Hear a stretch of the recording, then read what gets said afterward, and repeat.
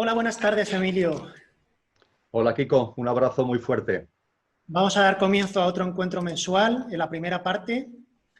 Y en esta ocasión el título es sobre la transición a la nueva humanidad, el sentido y el destino de la humanidad actual, de las que la precedieron y de las que la sucederán. Muchísimas gracias, Emilio. Ya te dejo con los participantes. Chao. Estupendo, Kiko. Muchas gracias, como siempre, por encargarte de la organización de este encuentro, que tiene su enjundia, tiene su enjundia. Un abrazo muy fuerte a todos y a todas los que participáis desde distintas partes del mundo, que van desde el sur de la India hasta Estados Unidos. Por tanto, de todos los continentes, y es para mí una satisfacción el poder compartir una vez más estos encuentros mensuales en formato online, que en esta ocasión, como muy bien Kiko ya ha apuntado, se centra en la transición a la nueva humanidad. En el mes de mayo compartimos el encuentro en torno a todo lo que está aconteciendo en el momento presente. La crisis que estamos viviendo, las circunstancias que estamos viviendo, y dentro de un análisis exhaustivo y riguroso, intentando acudir a fuentes creíbles y contrastadas, además de entrar en eso, el análisis en sí de lo que estamos viviendo y de la secuela que esto puede tener, también abríamos la puerta al hecho de que estamos ante una oportunidad, no verlo como una amenaza, sino como una oportunidad, y vivir todo lo que está aconteciendo, todo lo que estamos experimentando con serenidad y con consciencia. En esa consciencia y en ese convencimiento de que es una oportunidad para hacer realidad esa nueva humanidad que late ya en el corazón de tantos seres humanos y brilla en nuestras almas. En el mes de junio nos centramos en las prácticas de vida, en los botones de muestra de prácticas de vida que hacen posible precisamente la plasmación de la nueva humanidad. Porque la nueva humanidad hay que crearla, pero hay que crearla desde lo que ya somos, desde nuestro verdadero ser. Se trata de plasmar en la realidad cotidiana, en cada instante de nuestro día a día, lo que auténticamente somos. Y en el mes de junio, insisto, nos detuvimos en 21 prácticas fundamentalmente dirigidas a esa plasmación de la humanidad nueva que llevamos dentro en nuestra vida cotidiana.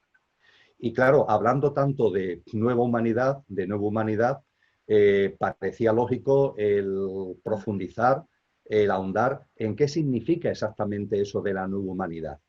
Y para entrar de lleno en lo que es la transición a la nueva humanidad y lo que la nueva humanidad significa, es imprescindible profundizar en los textos de sabiduría primordial, de sabiduría profunda, en los textos esotéricos. Se conoce hace mucho tiempo como antropogénesis. Antropogénesis.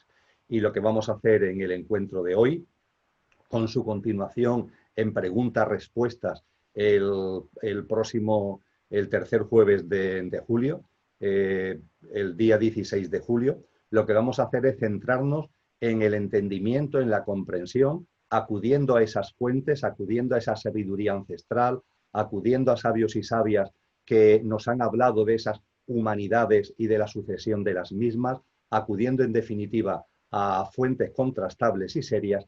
¿Qué es esto de la humanidad en la que estamos? ¿Qué es eso de la nueva humanidad hacia la que vamos? Y en un contexto de sucesivas humanidades, en la comprensión de que no es la primera vez que pasamos de una humanidad a otra, ni es la primera vez, ni será la última. Ya hemos ido pasando de humanidad a humanidad, lo iremos viendo con tranquilidad esta tarde. Estamos en lo que, como ahora detallaré, se denomina la quinta humanidad, y nos encaminamos hacia la sexta. Y la nueva humanidad de la que hablamos tiene mucho que ver con esa sexta humanidad. En total, las fuentes serias, las fuentes sabias, la sabiduría perenne, la sabiduría primordial a la que acudimos nos hablan de que se suceden 7 humanidades. 7. Estamos, como apuntaba, en la quinta, ya ha habido 4 y después de estas quedan aún 2. Vamos a hablar de cada una de ellas, vamos a situarlas cronológicamente y lo que nos interesa sobre todo y más para lo que nos trae aquí. ¿Qué función tiene cada una? ¿Qué es lo que cada una aporta a la evolución en consciencia de la humanidad en su conjunto. Y cuando vayamos constatando, cuando vayamos viendo cuál es la aportación de cada humanidad al desarrollo en consciencia de la humanidad en su conjunto, entonces podremos comprender qué es esta humanidad en la que estamos, por qué estamos ya en el momento de transición a una nueva humanidad y también qué significa esa sexta humanidad que sucederá a la actual.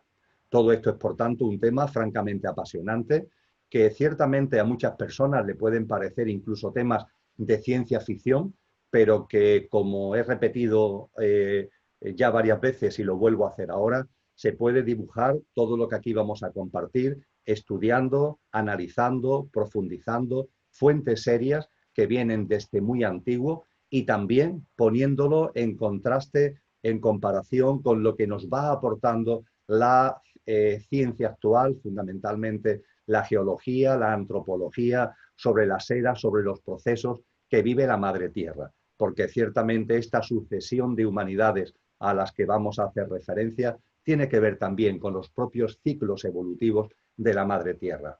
No olvidar nunca que la Madre Tierra es un ser vivo que está encarnado ahora en el ente planetario Tierra, que ha estado encarnado antes en otros entes planetarios y que con toda seguridad estará encarnado en el futuro, entre comillas, en otros entes planetarios. La vida siempre es una cadena de vidas y vale en lo mayor y en lo menor, en lo de arriba y en lo de abajo. Y ese ente que hoy está encarnado en la Tierra ha estado antes encarnado en otros planetas y estará encarnado en el futuro en otros entes planetarios. Pero lo que nos importa ahora es su encarnación en este planeta Tierra, en la vida que viene desarrollando, según la ciencia, desde hace aproximadamente 4.300 millones de años, en este planeta hermoso, en este planeta potente, en este planeta que como ser vivo también va evolucionando en consciencia, y los ciclos de consciencia que va viviendo el planeta también tienen que ver con los ciclos en consciencia de todas las formas de vida que en el planeta hay y, por supuesto, también con relación a la humanidad. Dicho esto, vamos a empezar, si os parece, enumerando las 7 razas, las 7 humanidades a las que se hacen referencia en todos estos textos y en esta sabiduría primordial y profunda a la que he hecho mención. Si os comento lo siguiente, para vuestra tranquilidad, para que podamos compartir este encuentro con sosiego, con tranquilidad. Por supuesto, tomar todas las notas que consideréis oportuno, pero Kiko, en su labor maravillosa de organización de este encuentro, durante mañana viernes y el fin de semana, os va a hacer llegar el esquema, que tiene unos 8 folios aproximadamente, el esquema donde se recogen los temas fundamentales que yo voy a compartir ahora coloquialmente. De tal forma que, con independencia de que toméis las notas, faltaría más que consideréis oportuno, tener también la tranquilidad de que en ese esquema van a estar todos los datos que yo voy a aportar. Ese esquema lo enviará Kiko, y cuando hablemos, por tanto, de nombres, de fechas, cuando hablemos de las funcionalidades de cada humanidad, el devenir, cuando lleguemos ya a esta humanidad y lo que sucede en ella para la transición a la nueva, todo eso lo tenéis bien recogido de forma esquemática, pero lo tenéis recogido en el texto base que os hará llegar aquí. Dicho esto, ¿cuáles son las 7 humanidades de las que nos hablan las fuentes sabias? Pues concretamente se nos habla de una primera humanidad que se le da normalmente como denominación la de humanidad polar, humanidad polar.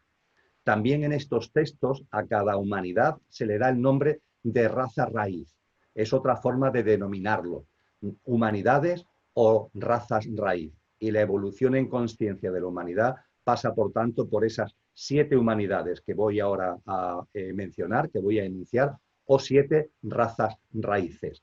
Como el término raza llama a confusión, aunque es el término utilizado clásicamente, pero hoy día, en el siglo XXI, el término raza llama a confusión, es por lo que a mí me gusta hablar de humanidades, pero en los textos en los que podéis encontrar información sobre lo que aquí vamos a compartir, se habla de humanidades o de razas raíces. Y la primera humanidad en la sucesión de humanidades, o la primera raza raíz, es la que ha recibido el nombre de polar. Haremos referencia posteriormente a ella con más detalle. La segunda tiene como denominación hiperbórea. Quizás estas dos primeras, la polar y la hiperbórea, no sean muy conocidas o muy reconocidas. La tercera, seguro que sí, que ya os suena a muchos de los que estáis aquí compartiendo este encuentro. Es Lemuria, la humanidad lemuriana. La cuarta también os sonará, la humanidad atlante. Esa humanidad atlante que encontramos, por ejemplo, en la obra de Platón, en los famosos diálogos de Timeo y Critias, donde se hace referencia a la existencia de una gran isla en el Atlántico que Platón asocia con una gran potencia en todos los sentidos, que fue la Atlántida. Haremos también mención con más detenimiento a esto posteriormente. La quinta humanidad somos nosotros, la humanidad actual.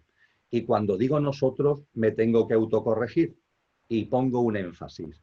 Ahora, vuestra alma y la mía, vuestra alma individualizada y la mía, está encarnada en esta quinta humanidad. Pero antes hemos estado encarnados en la Atlántida.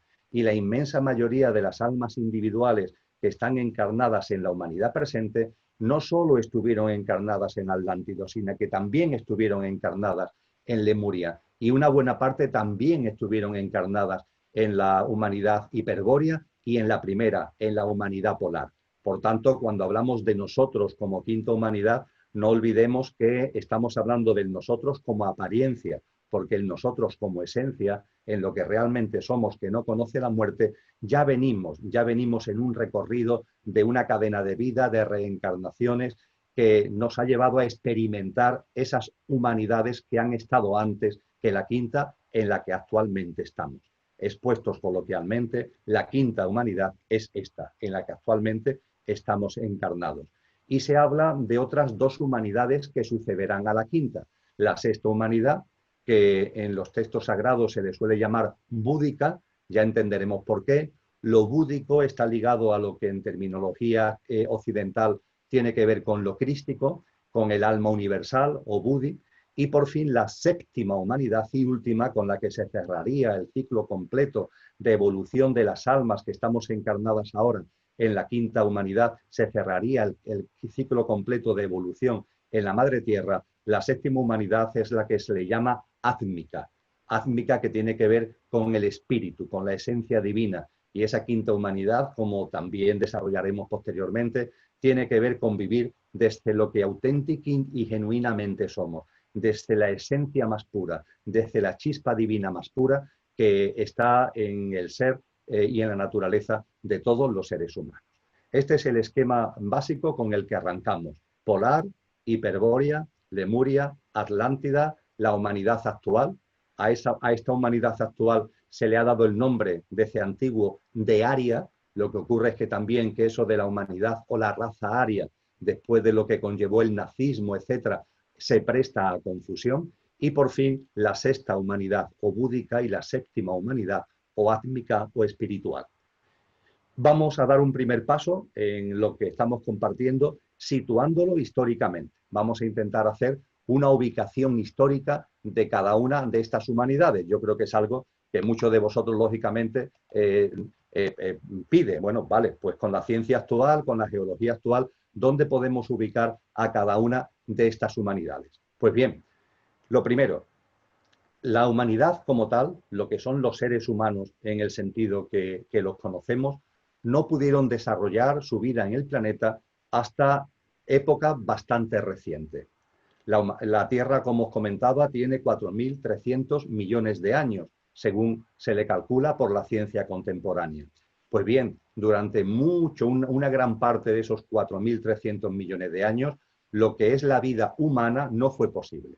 Se estuvo preparando el planeta se fue adaptando, el planeta fue viviendo una serie de circunstancias para que en su proceso evolutivo, con muchas formas de vida, del reino mineral, del reino vegetal, del reino animal, con muchas formas de vida, se fueran dando las circunstancias, se fueran dando las condiciones para que en un momento determinado surgiera, apareciera lo que denominamos humanidad. Y más concretamente, la humanidad tal como la conocemos, tal como nos referimos a ella, aparece con la desaparición de los grandes reptiles.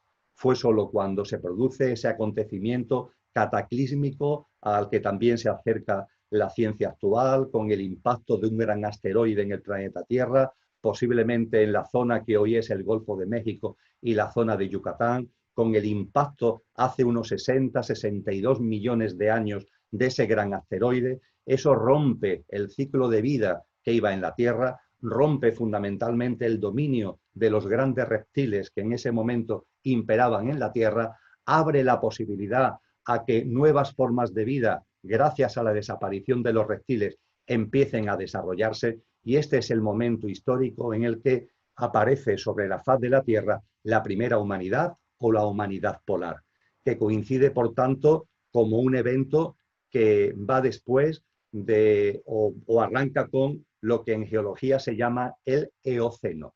Si buscáis en Internet, si buscáis en la propia Wikipedia, tenéis información acerca de este periodo denominado Eoceno, que fundamentalmente empieza a configurarse hace unos 55, 56 millones de años, después de aquel acontecimiento, insisto, cataclísmico que conllevó la desaparición de los grandes reptiles. Ahí es donde una serie de formas de vida, como la mamífera, que estaba sometida y que no podía desarrollarse por la aparición de los grandes reptiles, empieza, por el dominio de los grandes reptiles, empieza a desarrollarse. Esa época eocena se corresponde a la primera humanidad, a la humanidad que hemos denominado polar. Y es una humanidad que va desplegándose, que se va desarrollando durante todo el Eoceno y, por tanto, aproximadamente desde hace 56 millones de años a hace 33 millones de años.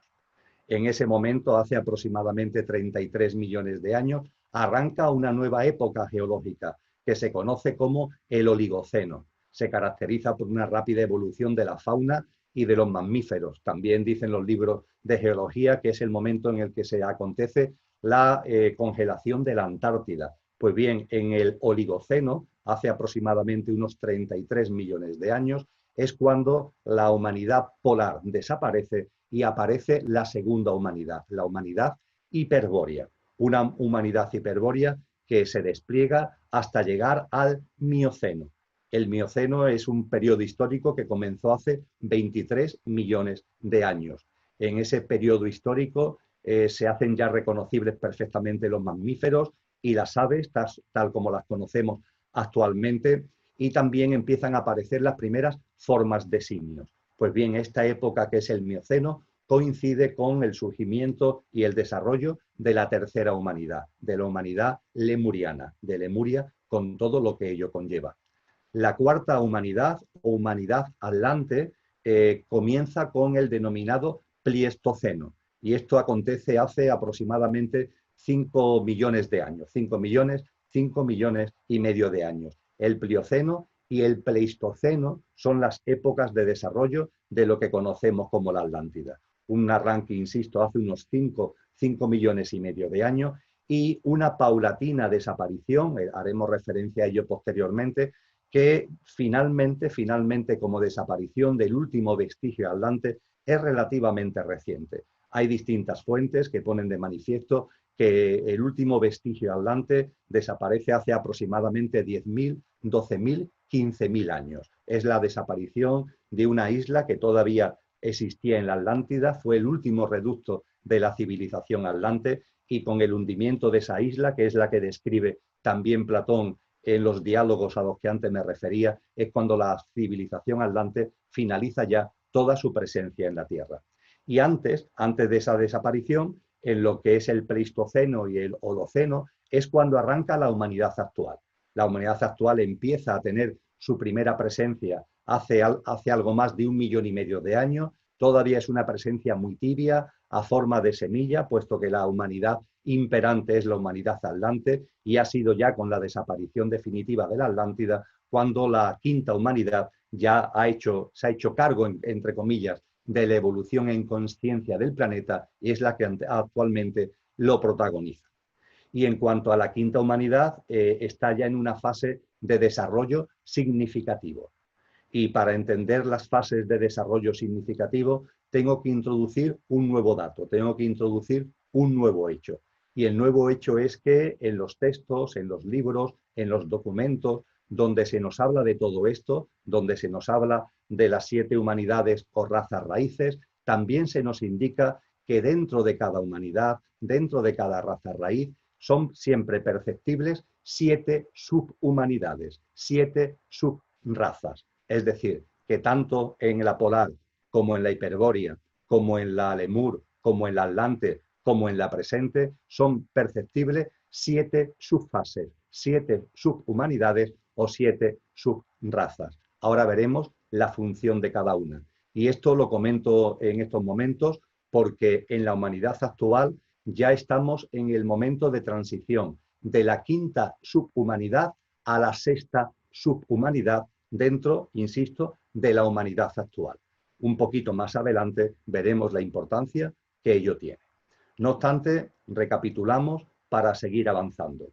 Estamos hablando de una evolución en consciencia de la humanidad a través de 7 grandes humanidades que se van sucediendo, se van dando el testigo la una a la otra, estando actualmente en la 5ª. Hemos situado igualmente la característica, la denominación de cada una de ellas: polar, hiperbórea, lemuriana, atlante, humanidad actual búdica y átmica.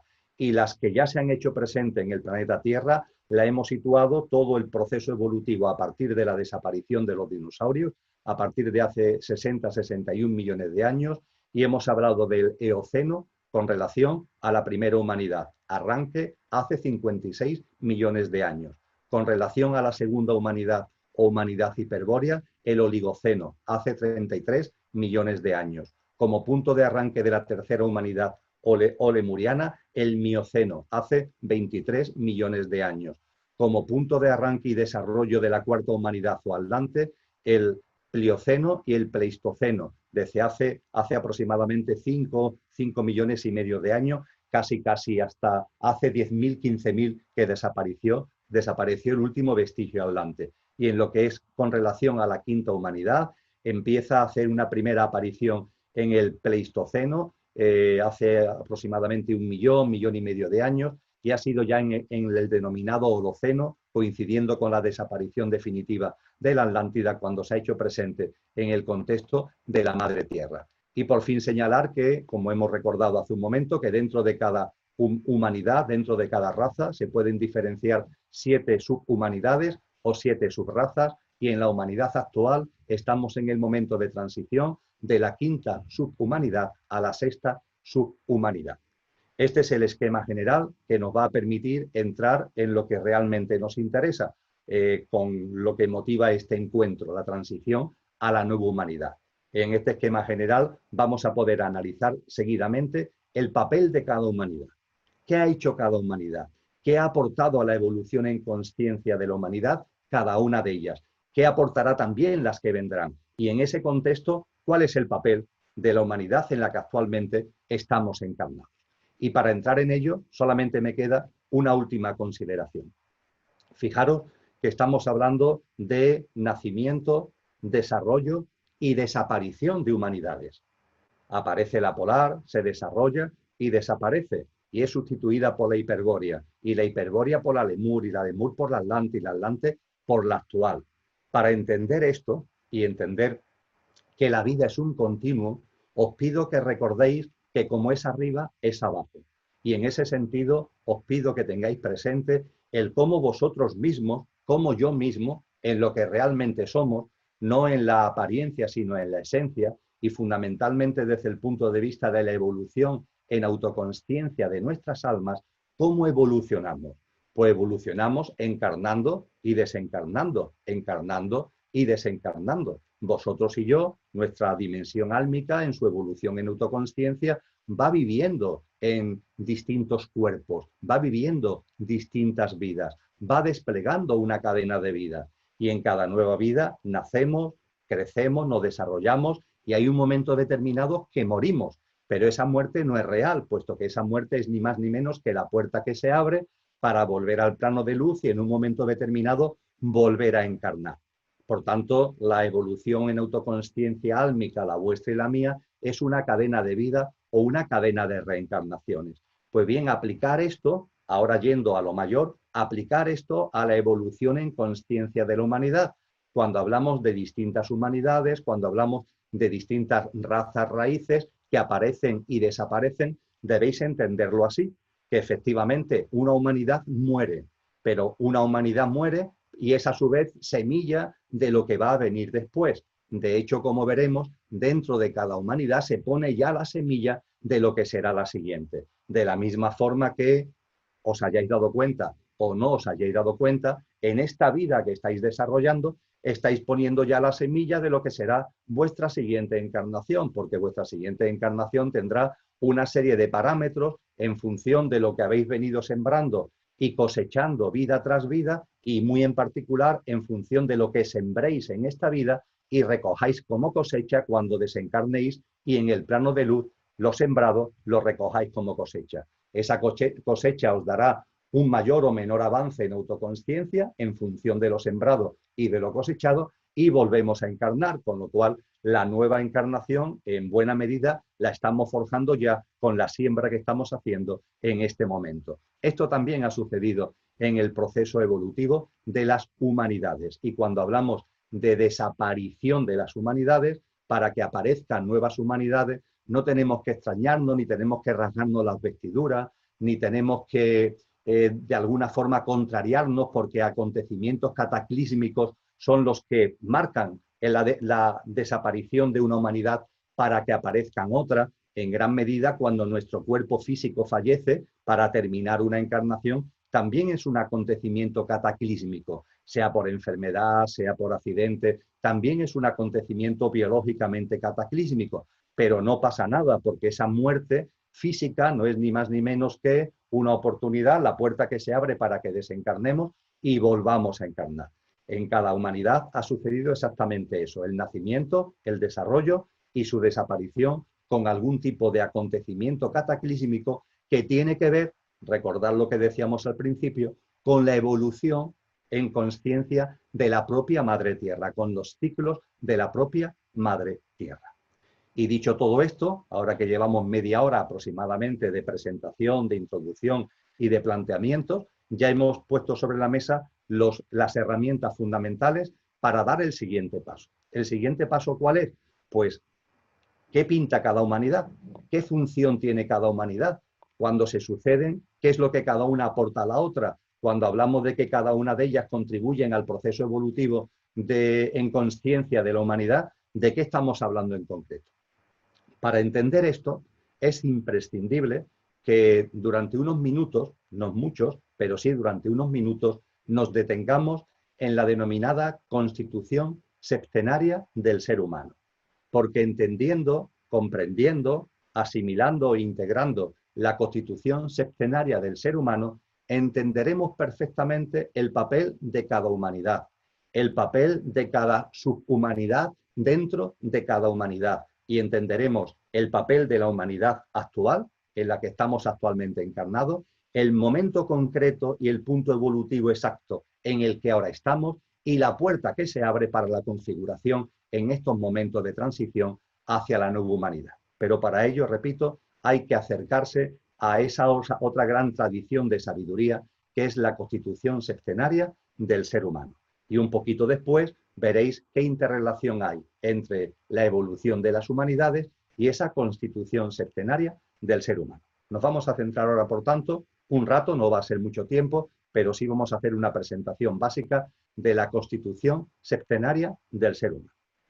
A muchos os sonará esto, lo he compartido en distintos encuentros, en distintas charlas, y es algo que también viene de muy atrás. Cuando hablamos de cada uno de nosotros, nos habremos dado cuenta que aunque obviamente cada uno de nosotros es uno, pero tiene distintos componentes. De la misma forma que nuestro cuerpo físico tiene distintos componentes, el riñón, el pulmón, el corazón, el hígado, etc., nosotros, cada uno de nosotros como ser humano, tenemos distintos componentes. Y el conocimiento y el reconocimiento de esos distintos componentes es fundamental para conocernos mejor, para tomar conciencia de lo que realmente somos. Como aproximación a esos componentes, os recuerdo la aproximación cristiana, porque a lo mejor para la mayoría de vosotros y de vosotras es la aproximación más conocida. ¿Qué nos dice el cristianismo? El cristianismo, concretamente, Pablo de Tarso, San Pablo, en la primera carta a los tesalonicenses, afirma: el ser humano es cuerpo, alma y espíritu. Cuerpo, alma y espíritu. Entendiendo por cuerpo algo que es perecedero y el alma y el espíritu como componentes de algo que no es perecedero. Esto es lo que nos aporta el cristianismo. Esta aportación cristiana encaja total y absolutamente con las aportaciones de los sabios de la Grecia clásica y del Imperio Romano. Si acudimos a la obra de Pitágoras, si acudimos a la obra de Platón en la Grecia clásica, o acudimos a la obra de ese gran emperador filósofo que fue Marco Aurelio en el siglo II en pleno Imperio Romano, si acudimos a sus obras, vemos que también se hace un acercamiento al conocimiento del ser humano con estos tres componentes. Cambia solamente el nombre.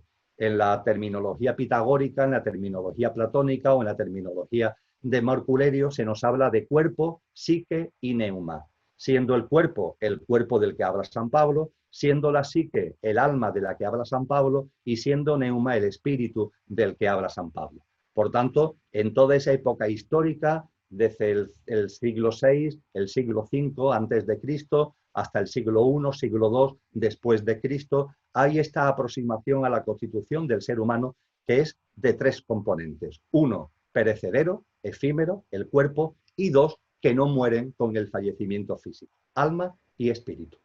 Pero si escarbamos en esa sabiduría que viene desde la noche de los tiempos, si acudimos, por ejemplo, a la tradición de la Cábala, si acudimos, por ejemplo, a la tradición de las Baitias, si acudimos a tradiciones tanto mediterráneas como orientales de mucho antes, podemos comprobar que se hablan de 5 componentes, de 6 componentes, y esto nos lleva finalmente a entroncar con una tradición que subyace absolutamente detrás del yoga. Muchos de vosotros, muchas de vosotras, practicáis yoga. Pues bien, el yoga, como bien sabéis, aunque en lo que es texto se le une a los famosos Yoga Sutras de Patanjali, escritos aproximadamente en el siglo I o en el siglo II de nuestra era, sin embargo, desde la perspectiva de boca a oído hay un reconocimiento que vienen de mucho antes y que incluso entroncan con los textos védicos a los que se le calcula unos 4.000 años de vida aproximadamente. Pues bien, en esos textos védicos, en esa tradición profunda de la que el yoga bebe, los componentes de la constitución del ser humano que se estudia y sobre los que se actúa, como ahora os recordaré desde el punto de vista del yoga, son 7. No son los 3 del cristianismo o de la Grecia clásica, de los filósofos romanos, no son tampoco los 5 de la Cábala o de las Baitias. Se habla de 7 componentes. Y esos 7 componentes se clasifican en 2 grandes apartados. Los componentes que están llamados a morir, los componentes, por tanto, en vosotros y en mí, perecederos, y los componentes imperecederos, aquellos que no fallecen, aquellos que no se van a disolver con el fallecimiento físico. La Constitución Sextenaria nos habla, por tanto, de un cuaternario inferior, 4 componentes que van a morir y se van a disolver con el fallecimiento físico, constituyen, como son efímeros, como son perecederos, constituyen lo que también hoy coloquialmente denominamos el pequeño yo y la personalidad a él asociada, y 3 componentes imperecederos que constituyen el trinario superior. También lo podemos llamar el yo superior. ¿Cuáles son estos componentes? ¿Cuáles son estos 7 componentes? También de una forma breve, también de una forma rápida. Voy a entrar en eso, insisto, porque van a ser herramientas imprescindibles de comprensión para saber el papel de cada humanidad. Vamos a ello. El primer componente que podemos percibir en nosotros, efímero, perecedero, es el cuerpo físico. También se le denomina el cuerpo físico denso. Esto, lo que a simple vista vemos los unos de los otros, lo que a simple vista percibimos cuando nos miramos al espejo. Cuerpo físico denso, primer componente del cuaternario inferior, primer componente de nuestro pequeño yo perecedero. Hay otro componente que no se ve a simple vista, ni se percibe quizás, salvo cuando tomamos conciencia de ello. Se le denomina el cuerpo etérico. También se le llama cuerpo físico etérico, también algunos autores lo llaman el cuerpo energético.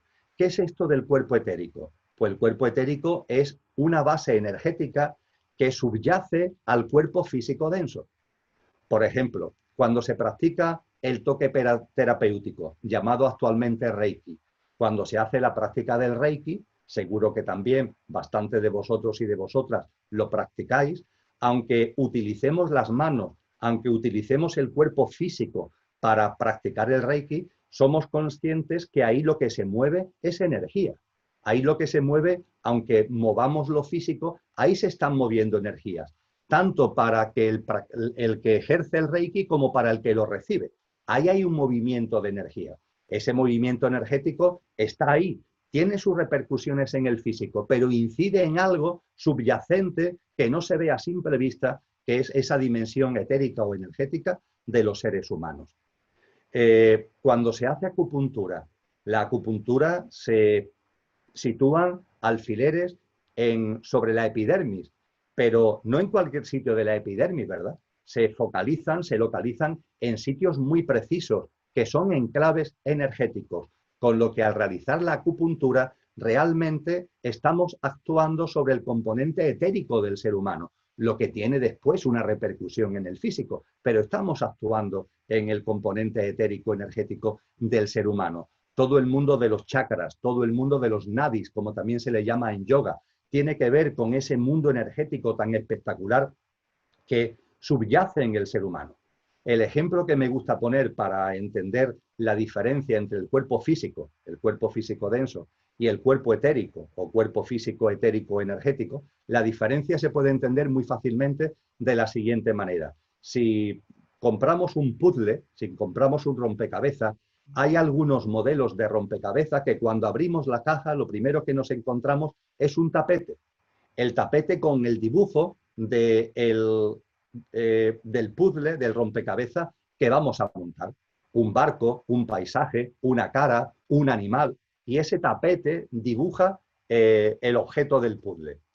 Y a partir de ahí, junto con el tapete, en la caja viene una bolsa de piezas. Y esa bolsa de piezas la abrimos y las vamos colocando con mucha paciencia sobre el tapete, en el sitio que estimamos que corresponde a cada pieza en el contexto de ese tapete.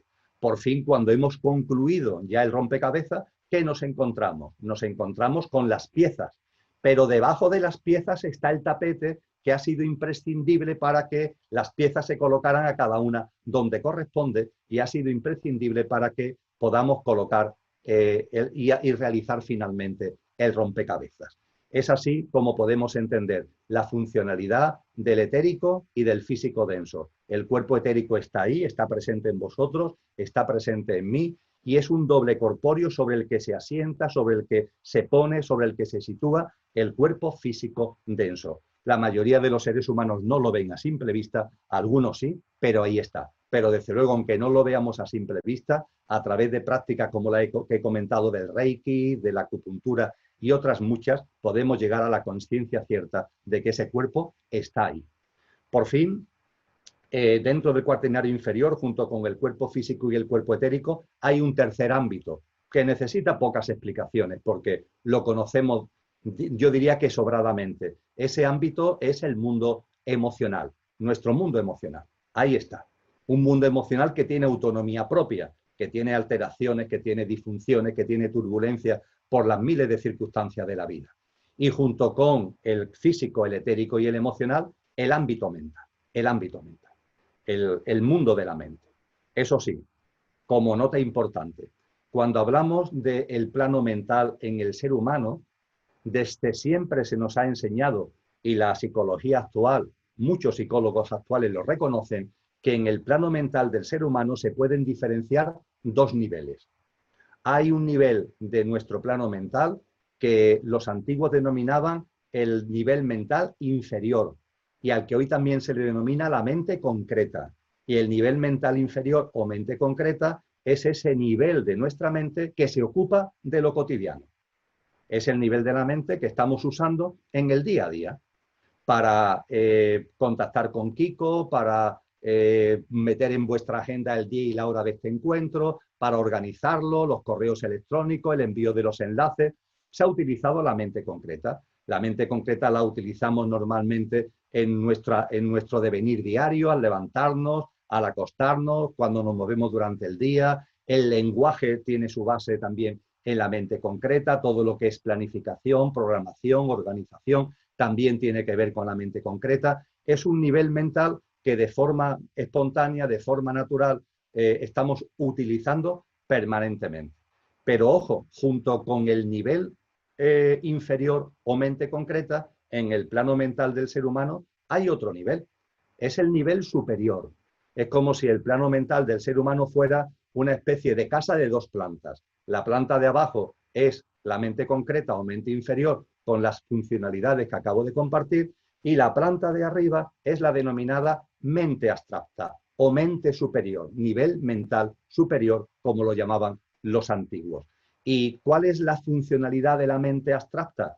Pues no ocuparse de lo cotidiano, no ocuparse del sota, caballo y rey de lo material. La mente abstracta está ahí, en el plano mental de los seres humanos, para que desde ella podamos abordar lo trascendente, para que desde ella podamos hacernos las grandes preguntas, las grandes cuestiones de la vida. Cuando un ser humano, cuando un ser humano se plantea quién soy, de dónde vengo, a dónde voy, qué es la vida, ¿hay vida después de la muerte? ¿Qué es la divinidad? ¿O cuál es el origen del universo? ¿O cuál es la razón de la existencia? Cuando nos hacemos preguntas como esta, mayores o menores, pero que son trascendentes, no estamos usando la planta de abajo de nuestro plano mental, sino que estamos usando la planta de arriba de nuestro plano mental. De hecho, cuando se abordan temas que tienen que ver con lo científico, con lo filosófico, con lo artístico, con lo espiritual, aunque ni lo sepamos, lo que estamos poniendo en funcionamiento, lo que estamos usando es la mente abstracta.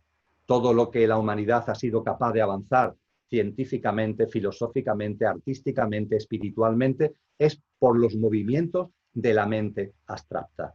Por tanto, y volveremos a ello dentro de unos minutos, por tanto, ser conscientes que en vuestro plano mental hay esos dos niveles, la mente concreta, nivel inferior, planta de abajo del plano mental, y la mente abstracta, nivel superior, planta de arriba de nuestro plano mental, con funcionalidades y operatividades totalmente distintas. La concreta para lo concreto del día a día y la abstracta para las cuestiones trascendentes de nuestra vida y de la vida en general.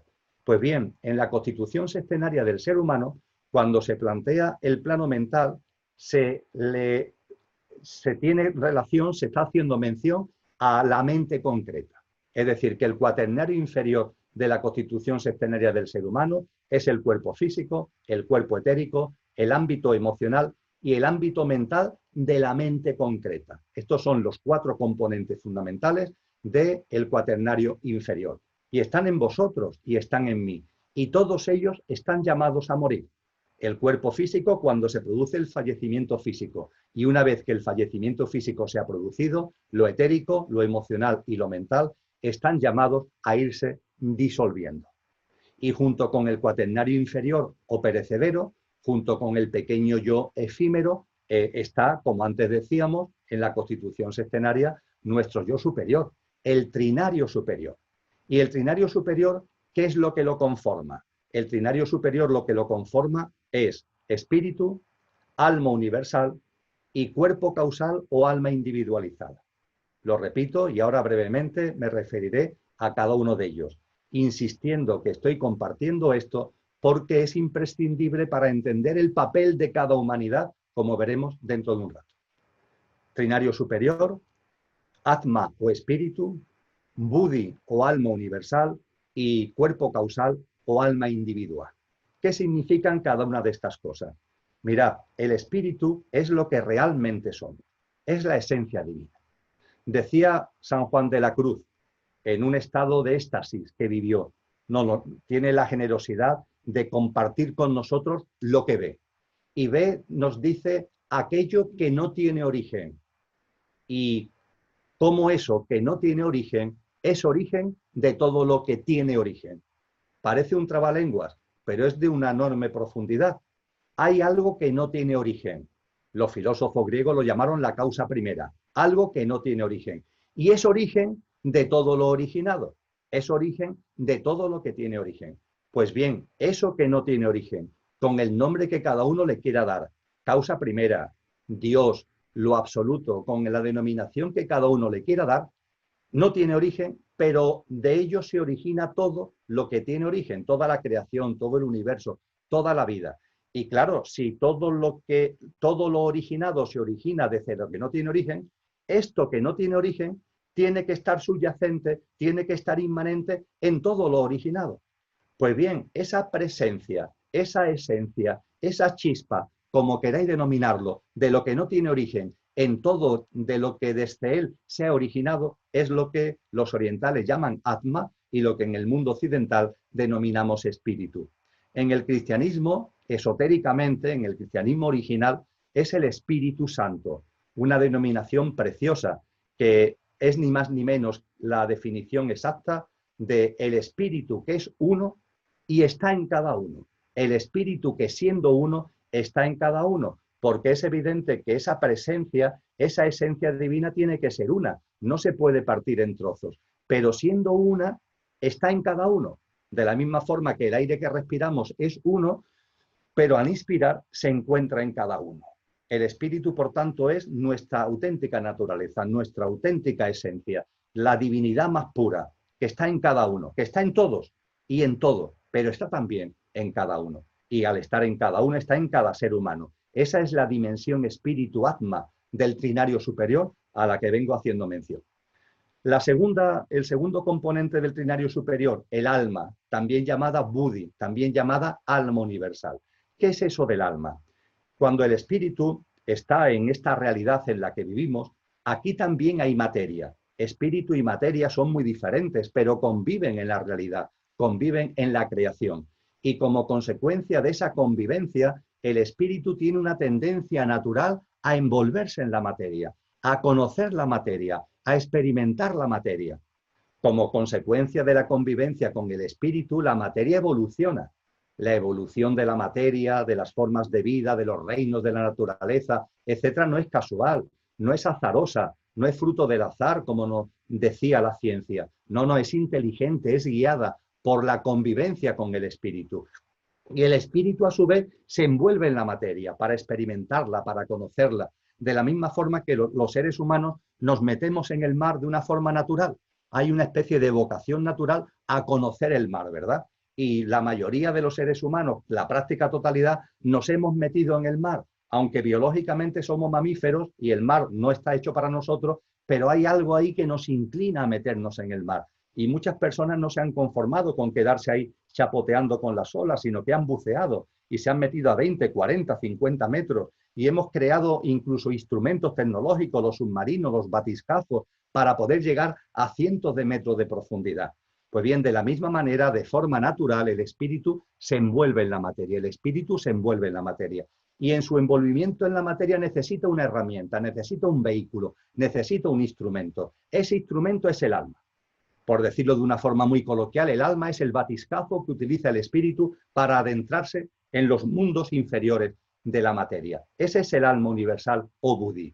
Y por fin, ese alma universal o Buddhi, cuando está llegando ya a los mundos inferiores de la materia, como si fuera un árbol, se abre, se le abren ramas, y las ramas tienen ramitas, y las ramitas tienen racimos de hojas, y las hojas, cada una tiene una presencia. Las almas individuales que hay en vosotros y en mí son como las hojas de ese árbol Buddhi, de ese alma universal. El alma está individualizada en ti, está individualizada en mí, tiene su camino en autoconsciencia a través de reencarnaciones, como comentábamos hace unos minutos, pero ojo, se integra en el alma una, se integra en el alma universal. Vivimos experiencias que son individualizadas, pero que se incardinan dentro de este gran alma universal que a su vez es el vehículo que utiliza el espíritu para envolverse, conocer y experienciar la materia. Y al alma individualizada, a esa hoja del gran árbol que está en vosotros, esa hoja está en vuestra hoja, mi hoja, cada uno nuestra alma individualizada, ese alma individualizada se le llama cuerpo causal también, porque de encarnación en encarnación lo que va proyectándose en cada nueva encarnación es ese alma individualizada. Y la acompañan las relaciones de causa y efecto de vida en vida. Toda la vida es un continuo causa y efecto, causa y efecto, causa y efecto. Y deberíamos ser conscientes que la mayoría de las relaciones de causa y efecto se diluyen con rapidez o al cabo de unas semanas o al cabo de unos años. Pero a veces hay cosas en nuestra vida tan fuertes, las causas, efectos que originan, que nos acompañan a la otra vida.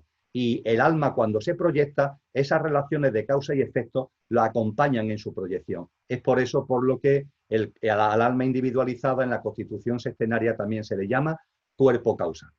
Y a ese respecto, para terminar estas apreciaciones con relación al alma individual, os recuerdo que el alma individual, encarnación tras encarnación, encarnación tras encarnación, va creciendo, va evolucionando en autoconsciencia. Es lo que Jesús de Nazaret, en el capítulo 25 del Evangelio de Mateo, llama la lámpara de aceite. Una lámpara de aceite. Una lámpara de aceite que tenemos que ir llenando. Y la vamos llenando encarnación tras encarnación, encarnación tras encarnación. Como comentábamos al principio, cada vez que encarnamos, desarrollamos una vida que es una oportunidad para sembrar. Y cuando desencarnamos en el plano de luz, recogemos la cosecha de lo que hemos sembrado en la vida que hemos dejado atrás, en la vida que acabamos de dejar atrás. Y de esa cosecha, si no hemos cosechado piedra, lo egoico, lo egocéntrico, si hemos cosechado algo que tenga sustancia y que siempre tiene que ver con la compasión, tiene que ver con el amor, etcétera, etcétera, si cosechamos, si hemos sembrado y recogemos cosecha en el plano de luz de esta naturaleza, de ahí podemos extraer aceite que lo echamos a la lámpara y lo unimos al aceite que ya tuviéramos de vidas anteriores. Y con el nuevo nivel de aceite volvemos a encarnar para vivir una nueva experiencia que es una nueva oportunidad para sembrar. Cuando desencarnamos, recoger una nueva cosecha, extraer el aceite en función de la calidad de la cosecha, volverlo a incorporar a la lámpara con el nivel de aceite previo, pues subirá un poquito más o un poquito menos y volvemos a encarnar. Y el alma en cada nueva encarnación se proyecta. Se proyecta, por cierto, una parte, no en su totalidad, porque el cuerpo físico humano no es capaz de recoger la enorme potencia que tiene nuestra dimensión álmica. Es como un foco que se proyecta a través de un haz de luz en cada nueva encarnación. Pues bien, esto es el trinario superior. Espíritu o atma, buddhi o alma universal y cuerpo causal o alma individual.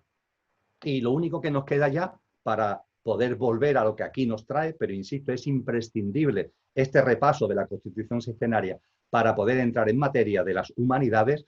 Lo único que nos queda por entender es cómo se produce el encuentro, la encarnación entre el trinario superior, lo que realmente somos, lo imperecedero, y lo perecedero. Y a ese respecto, permitidme que os ponga el ejemplo de un edificio y de un ovni. Ya sé que es un ejemplo un poquito raro, pero me gusta utilizarlo porque es muy gráfico. De un edificio y de un ovni. Siendo el edificio el cuaternario inferior, los componentes perecederos, y siendo el ovni el trinario superior. Os pido un poquito de imaginación. Situaros en vuestra imaginación a vuestro yo físico, etérico, emocional y mental como si fuera un edificio de distintas plantas.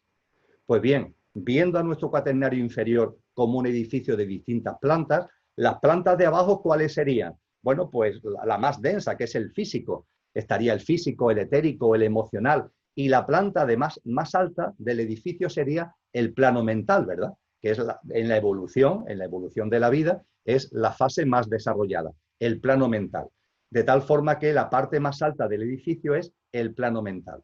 Pero claro, hemos dicho que el plano mental tiene dos niveles.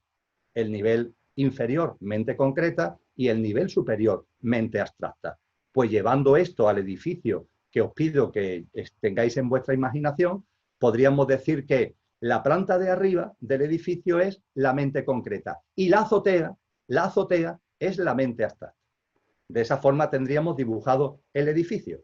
Las plantas más densas, lo emocional, la planta de arriba, lo mental, y lo mental, mente concreta, y la azotea, que es la mente abstracta.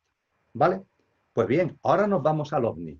El ovni tiene tres componentes: el superior, que es el espíritu, el alma universal, y abajo el cuerpo causal, alma individualizada, que es la que en sentido estricto encarna.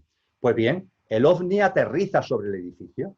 En la encarnación, el ovni aterriza sobre el cuaternario inferior. ¿En dónde aterriza? En la azotea, lógicamente el ovni aterriza en la azotea. Y al aterrizar en la azotea, se acopla en la propia azotea. Las patas del ovni, el cuerpo del ovni se acopla en la propia azotea. La azotea, que es la mente abstracta. Es por lo que se dice que la mente abstracta, aunque está relacionada con el mundo mental, que pertenece al cuaternario inferior, sin embargo, en las tradiciones espirituales serias, a la mente abstracta se le liga ya con el trinario superior, con el yo superior, porque es el espacio donde se produce el aterrizaje, es el espacio donde se acopla lo que nosotros en este ejemplo hemos llamado ovni, con lo que la mente abstracta está íntimamente relacionada con el cuerpo causal y con el alma individualizada, porque es el espacio donde se acopla, donde se superpone, donde, entre comillas, se hace presente en la encarnación todo nuestro yo superior, todo eso que coloquialmente aquí, a modo de ejemplo, hemos llamado ovni. Este es el dibujo que nos hace la constitución sextenaria del ser humano. Esto tiene muchas implicaciones. Quizás en algún encuentro mensual nos detengamos en todo esto, porque las implicaciones tienen que ver con cómo este ovni es capaz de empezar a influir en el edificio para que se vaya empapando a través de una especie de lluvia sagrada de las cualidades de nuestro yo superior, pero eso inevitablemente, porque ya sería irnos demasiado por otros derroteros, deberemos dejarlo para otro encuentro que en su momento, cuando corresponda, desarrollemos. Ahora lo importante es que recuperemos como esquema y tomemos conciencia de que en vosotros y en mí hay un cuerpo físico, un cuerpo etérico, un mundo emocional y un mundo mental ligado a la mente concreta que configura el edificio, que configura el pequeño yo o efímero o perecedero. Y que hay un trinario superior, espíritu, alma universal y cuerpo causal o alma individualizada, que además está en íntima conexión con ese nivel superior del plano mental que es la mente abstracta. Dicho todo esto, vamos ahora a las humanidades. Hemos hablado de 7. Vamos a ver la función de cada una, el para qué de cada una, si cada una tiene una contribución a la evolución en consciencia de la humanidad, ¿cuál es el papel exacto que tiene cada una? Eso nos ayudará a entender que todas son igualmente importantes, que no hay una humanidad más importante que la otra, porque toda ha aportado lo que le correspondía aportar. Y para entender lo que cada una ha aportado, como hemos hablado de que cada humanidad tiene subhumanidades, podríamos decirlo de la siguiente manera.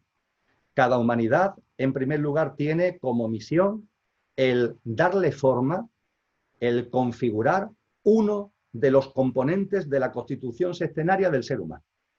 De ahí la importancia de haber hecho este repaso, de haber dedicado media horita a la constitución sextenaria del ser humano, porque si no, no podemos entender el papel de cada humanidad. Cada humanidad tiene la misión de configurar un componente del ser humano y de, a su vez, poner la semilla de otro componente que le corresponderá consolidar a la siguiente. De hecho, cuando hablamos de subhumanidades, las 5 primeras subhumanidades de cada humanidad tiene como misión en consciencia, consolidar un componente. Y la 6ª y 7ª subhumanidad de cada humanidad, poner la semilla del componente que le corresponderá plasmar a la siguiente. Es muy sencillo. Si lo reflexionáis, si hacéis una introspección, el proceso es muy simple. Cada humanidad consolida un componente a través de las 5 primeras subhumanidades y pone la semilla de lo que corresponderá a la siguiente a través de la 6ª y 7ª subhumanidad. Vamos a entrar en el asunto. Vamos a ir a cada una de las humanidades aplicando todo lo que hasta ahora hemos comentado. Y lo último que nos queda ya, porque ahora ya todo lo que viene ya de corrido, lo último que nos queda. ¿Os habéis preguntado alguna vez cuando encarnamos? Ahora hablamos nuevamente de ti y de mí. Cuando encarnamos, ¿qué es lo primero que se hace presente en este plano? Estamos en el plano de luz. Ahí estamos, desde nuestro trinario superior. Y nuevamente volvemos a la vida, nuevamente volvemos a encarnar. ¿Qué es lo primero que se manifiesta? ¿Qué componente del cuaternario inferior es lo primero que se manifiesta? La gente suele pensar ingenua y erróneamente que lo primero es el cuerpo físico, que el papá y la mamá, la pareja, en la fecundación, originan el cigoto, a partir del cual se pone en marcha el proceso de creación de células en el vientre de la mamá y que, por tanto, lo físico es lo primero. Pero eso no es cierto. Eso no es cierto. Y no es cierto no porque lo diga yo, sino porque los sabios y sabias nos lo han puesto de manifiesto clarísimamente.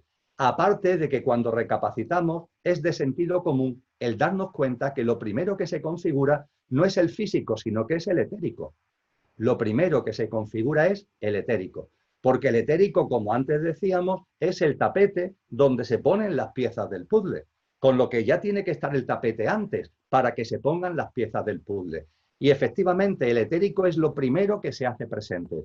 Y fijaros qué maravilla, hasta el punto de que cuando un alma, cuando un yo superior y su componente álmico se va a proyectar a una nueva encarnación, lo primero que se hace presente es el etérico.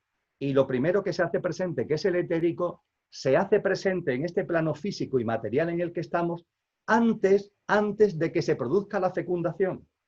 Incluso nos dicen algunos sabios y algunos textos antiguos, semanas antes de que se produzca la fecundación. Claro, esto nos obliga a salir de las estrechas miras apegadas siempre a lo físico y material y darnos cuenta de que todo tiene un sentido profundo en consciencia. Hay un alma que quiere proyectarse, hay un alma que quiere encarnar. Y ese alma elige a las dos almas que van a ser sus padres, que van a ser sus progenitores. Y hay un acuerdo, porque si este alma que va a encarnar elige a estas dos que están aquí encarnadas como sus progenitores, tiene que haber un acuerdo. Estas almas de aquí tienen que estar de acuerdo. Si no, no es posible que se produzca la encarnación. A las dos almas que están encarnadas no se le puede imponer que se le encarne un alma a modo de hijo surgido de sus relaciones. Esto no es posible. Hay un acuerdo de almas. Yo sé que esto puede parecer increíble, habida cuenta de los padres o las madres que algunos han podido tener, pero es así. Hay un pacto, hay un acuerdo entre el alma que va a encarnar y el alma del papá y de la mamá, el alma de los progenitores. Cuando ese acuerdo se produce, el alma que va a encarnar ya se proyecta sobre un etérico, antes de que se haya producido la fecundación, incluso semanas antes de que se haya producido la fecundación.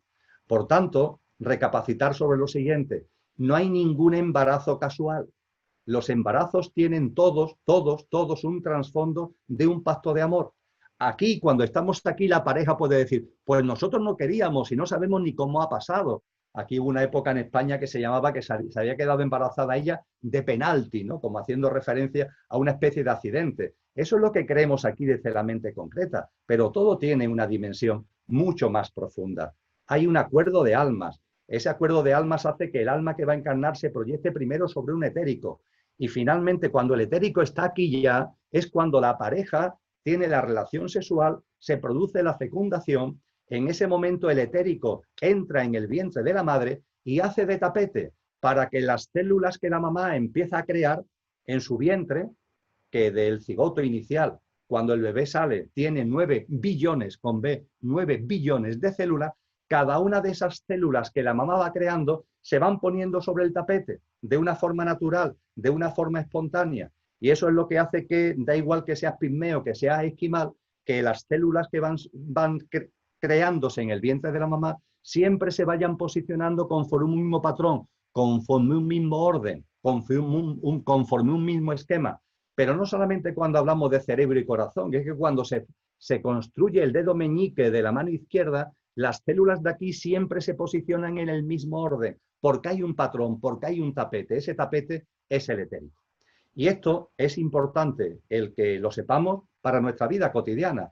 No hay embarazos casuales, por mucho que puedan parecerlo. Hay un pacto de amor entre almas. Ese pacto de amor entre almas conlleva que el alma se proyecta primero sobre un etérico. Después se produce la fecundación. Y una vez que se ha producido la fecundación, ese etérico en el vientre de la madre sirve como tapete para que las células que la madre va creando se vayan posicionando, dando forma física al bebé, que a los 9 meses sale del vientre con 9 billones de células, todas perfectamente puestas cada una donde le corresponde.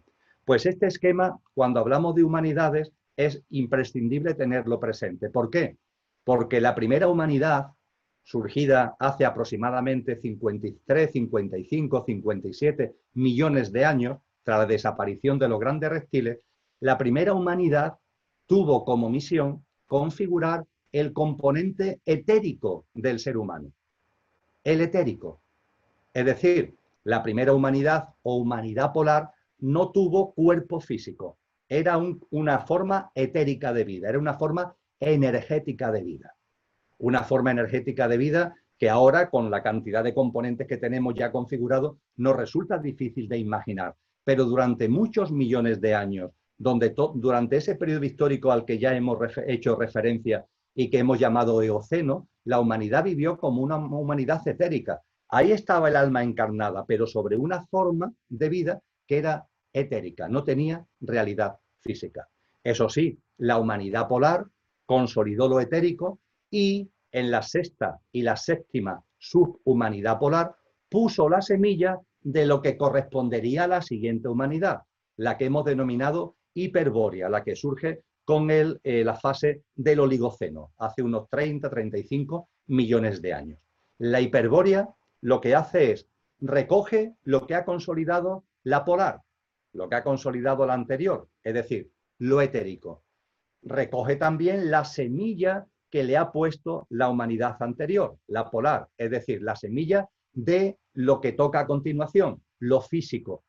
Y la humanidad hiperbórea lo que hace es, durante las primeras 5 subhumanidades de la humanidad hiperbórea, es consolidar ese componente físico. La polar consolida lo etérico y pone la semilla de lo físico. La hiperbórea consolida lo físico y en la sexta y séptima humanidad pone la semilla de lo que corresponderá a la siguiente, la Lemur, a la que ahora nos referiremos. Pero vamos a detenernos, aunque sea un momento, en la humanidad hiperbórea.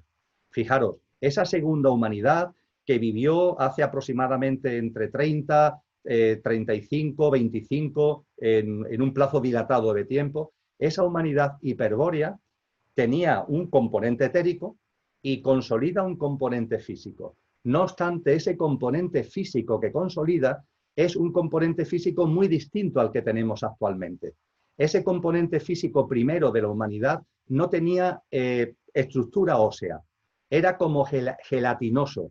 Algunos autores nos hablan de que era como algunas formas de vida marina actuales que no tienen componente óseo, como si fueran medusas, como si fueran formas de vida gelatinosas. Está lo etérico y está lo físico, pero lo físico, insisto, tiene esa configuración gelatinosa, pero ya es una configuración física, cosa que no tenía la polar y consolida la hiperbórea. La hiperbórea, por tanto, consolida lo físico y a la siguiente, a la lemuriana, le da la semilla de lo que corresponderá a consolidar a la lemuriana. ¿Qué es lo que le corresponde? El mundo emocional. Tercer componente en la constitución sextenaria que hemos venido analizando hace un rato. Con lo que Lemuria recoge lo etérico, que viene de la primera humanidad, lo físico, que viene de la segunda humanidad, la semilla, que viene también de la segunda humanidad, que es lo emocional, y consolida lo emocional. Consolidando lo emocional, además, durante la época Lemur, se producen 2 acontecimientos muy importantes. El cuerpo físico va adquiriendo ya más potencia, deja de ser gelatinoso y ya tiene configuración ósea. Y además en sus primeras formas eran muy grandes, eran formas físicas muy grandes.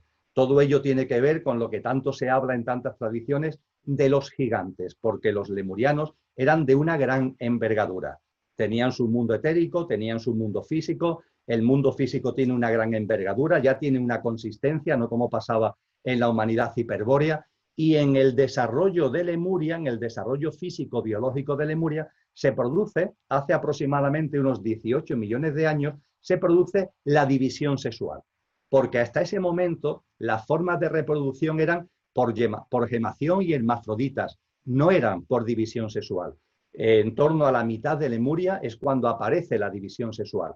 Y los lemurianos, además, consolidan el mundo emocional. Un mundo emocional bastante similar al que nosotros conocemos en el momento presente. El mundo etérico procede de la polar, el mundo físico todavía en manera primaria, que se consolida más en Lemuria, pero viene de la hiperbórea, el mundo emocional se consolida en la época lemuriana, y los lemurianos, además de consolidar lo emocional, ponen la semilla de algo que le corresponderá a la siguiente humanidad, que es la Atlante. ¿La semilla de qué? Pues seguimos con la constitución sextenaria, de la mente concreta, del plano mental, pero relacionado con la mente concreta. Y esto es lo que hace la Atlántida. La Atlántida recoge ya los frutos etérico, físico y emocional, y la semilla de lo mental. Y durante la evolución del mundo atlante, la mente concreta va tomando cuerpo, la mente concreta se va consolidando. Ya hay un mundo mental, cosa que no había en el mundo lemuriano. El mundo lemuriano era muy emocional, es lo que se conoce como formas de vida muy astrales, lo cual no significa que no tuvieran una forma de vida muy completa, pero no tenían un mundo mental desarrollado, no había una presencia todavía de la mente concreta, eran muy astrales, muy emocionales a la hora de desplegar todo su quehacer cotidiano, lo cual no significa que no tuvieran, entre comillas, tecnología. Lo que ocurre es que son tecnologías que no tienen que ver con lo que entendemos nosotros desde el mundo mental como tecnología, sino que son capacidades astrales, emocionales, que estaban muy presentes en aquella época, hace millones y millones de años, y que conforme va apareciendo el mundo de la mente, se van diluyendo, van desapareciendo esas capacidades, van quedando como en un segundo lugar frente a la emergencia y el posicionamiento de la mente. Y el posicionamiento de la mente concreta, se produce durante la época atlante. Los atlantes, por tanto, tienen el mundo etérico, el mundo físico, el mundo emocional, consolidan la mente concreta y ponen la semilla de lo que corresponderá a la siguiente humanidad. ¿La semilla de qué? De la mente abstracta. Hemos hablado de los dos niveles mentales, pues bien, la Atlántida pone la semilla para la siguiente humanidad, que es en la que nosotros estamos actualmente encarnados, la semilla de la mente abstracta, correspondiendo a esta humanidad en la que estamos nosotros encarnados, correspondiendo a la quinta humanidad, la consolidación de esa mente abstracta que desde la Atlántida nos viene como semilla. Y es así como surge, hace más de 1 millón de años de forma incipiente, pero sobre todo y fundamentalmente tras la desaparición del último eslabón atlante, hace unos 10.000, 15.000, 20.000 años aproximadamente, es cuando la humanidad en la que estamos hace realmente actos de presencia. Y claro, somos como somos. Tenemos un cuerpo etérico que viene de la humanidad polar. Tenemos un cuerpo físico que viene de la Hiperbórea y se consolida con Lemuria. Tenemos un mundo emocional que viene de Lemuria y tenemos un mundo de mente concreta que viene de la Atlántida. Y como misión de esta humanidad, el desarrollo de la mente abstracta. El desarrollo de la mente abstracta. El desarrollo de ese plano de la mente que tiene capacidad para llegar a lo más alto a través de la deducción y de la inducción, a través del razonamiento y del desarrollo lógico, a través de la inspiración y a través de la intuición. Todo lo que sabemos que se puede hacer a través de la ciencia, la filosofía, las artes y la espiritualidad. Esa ha sido la misión de esta humanidad, de esta quinta humanidad, el desarrollo de la mente abstracta. ¿Lo hemos hecho? ¿Hemos cumplido esa misión? Ya os decía que las primeras 5 subhumanidades de cada humanidad tienen como responsabilidad recoger lo que le viene de las anteriores y plasmar lo que la última le dejó como semilla. Y la sexta y séptima subhumanidad de cada humanidad, poner la semilla de la siguiente.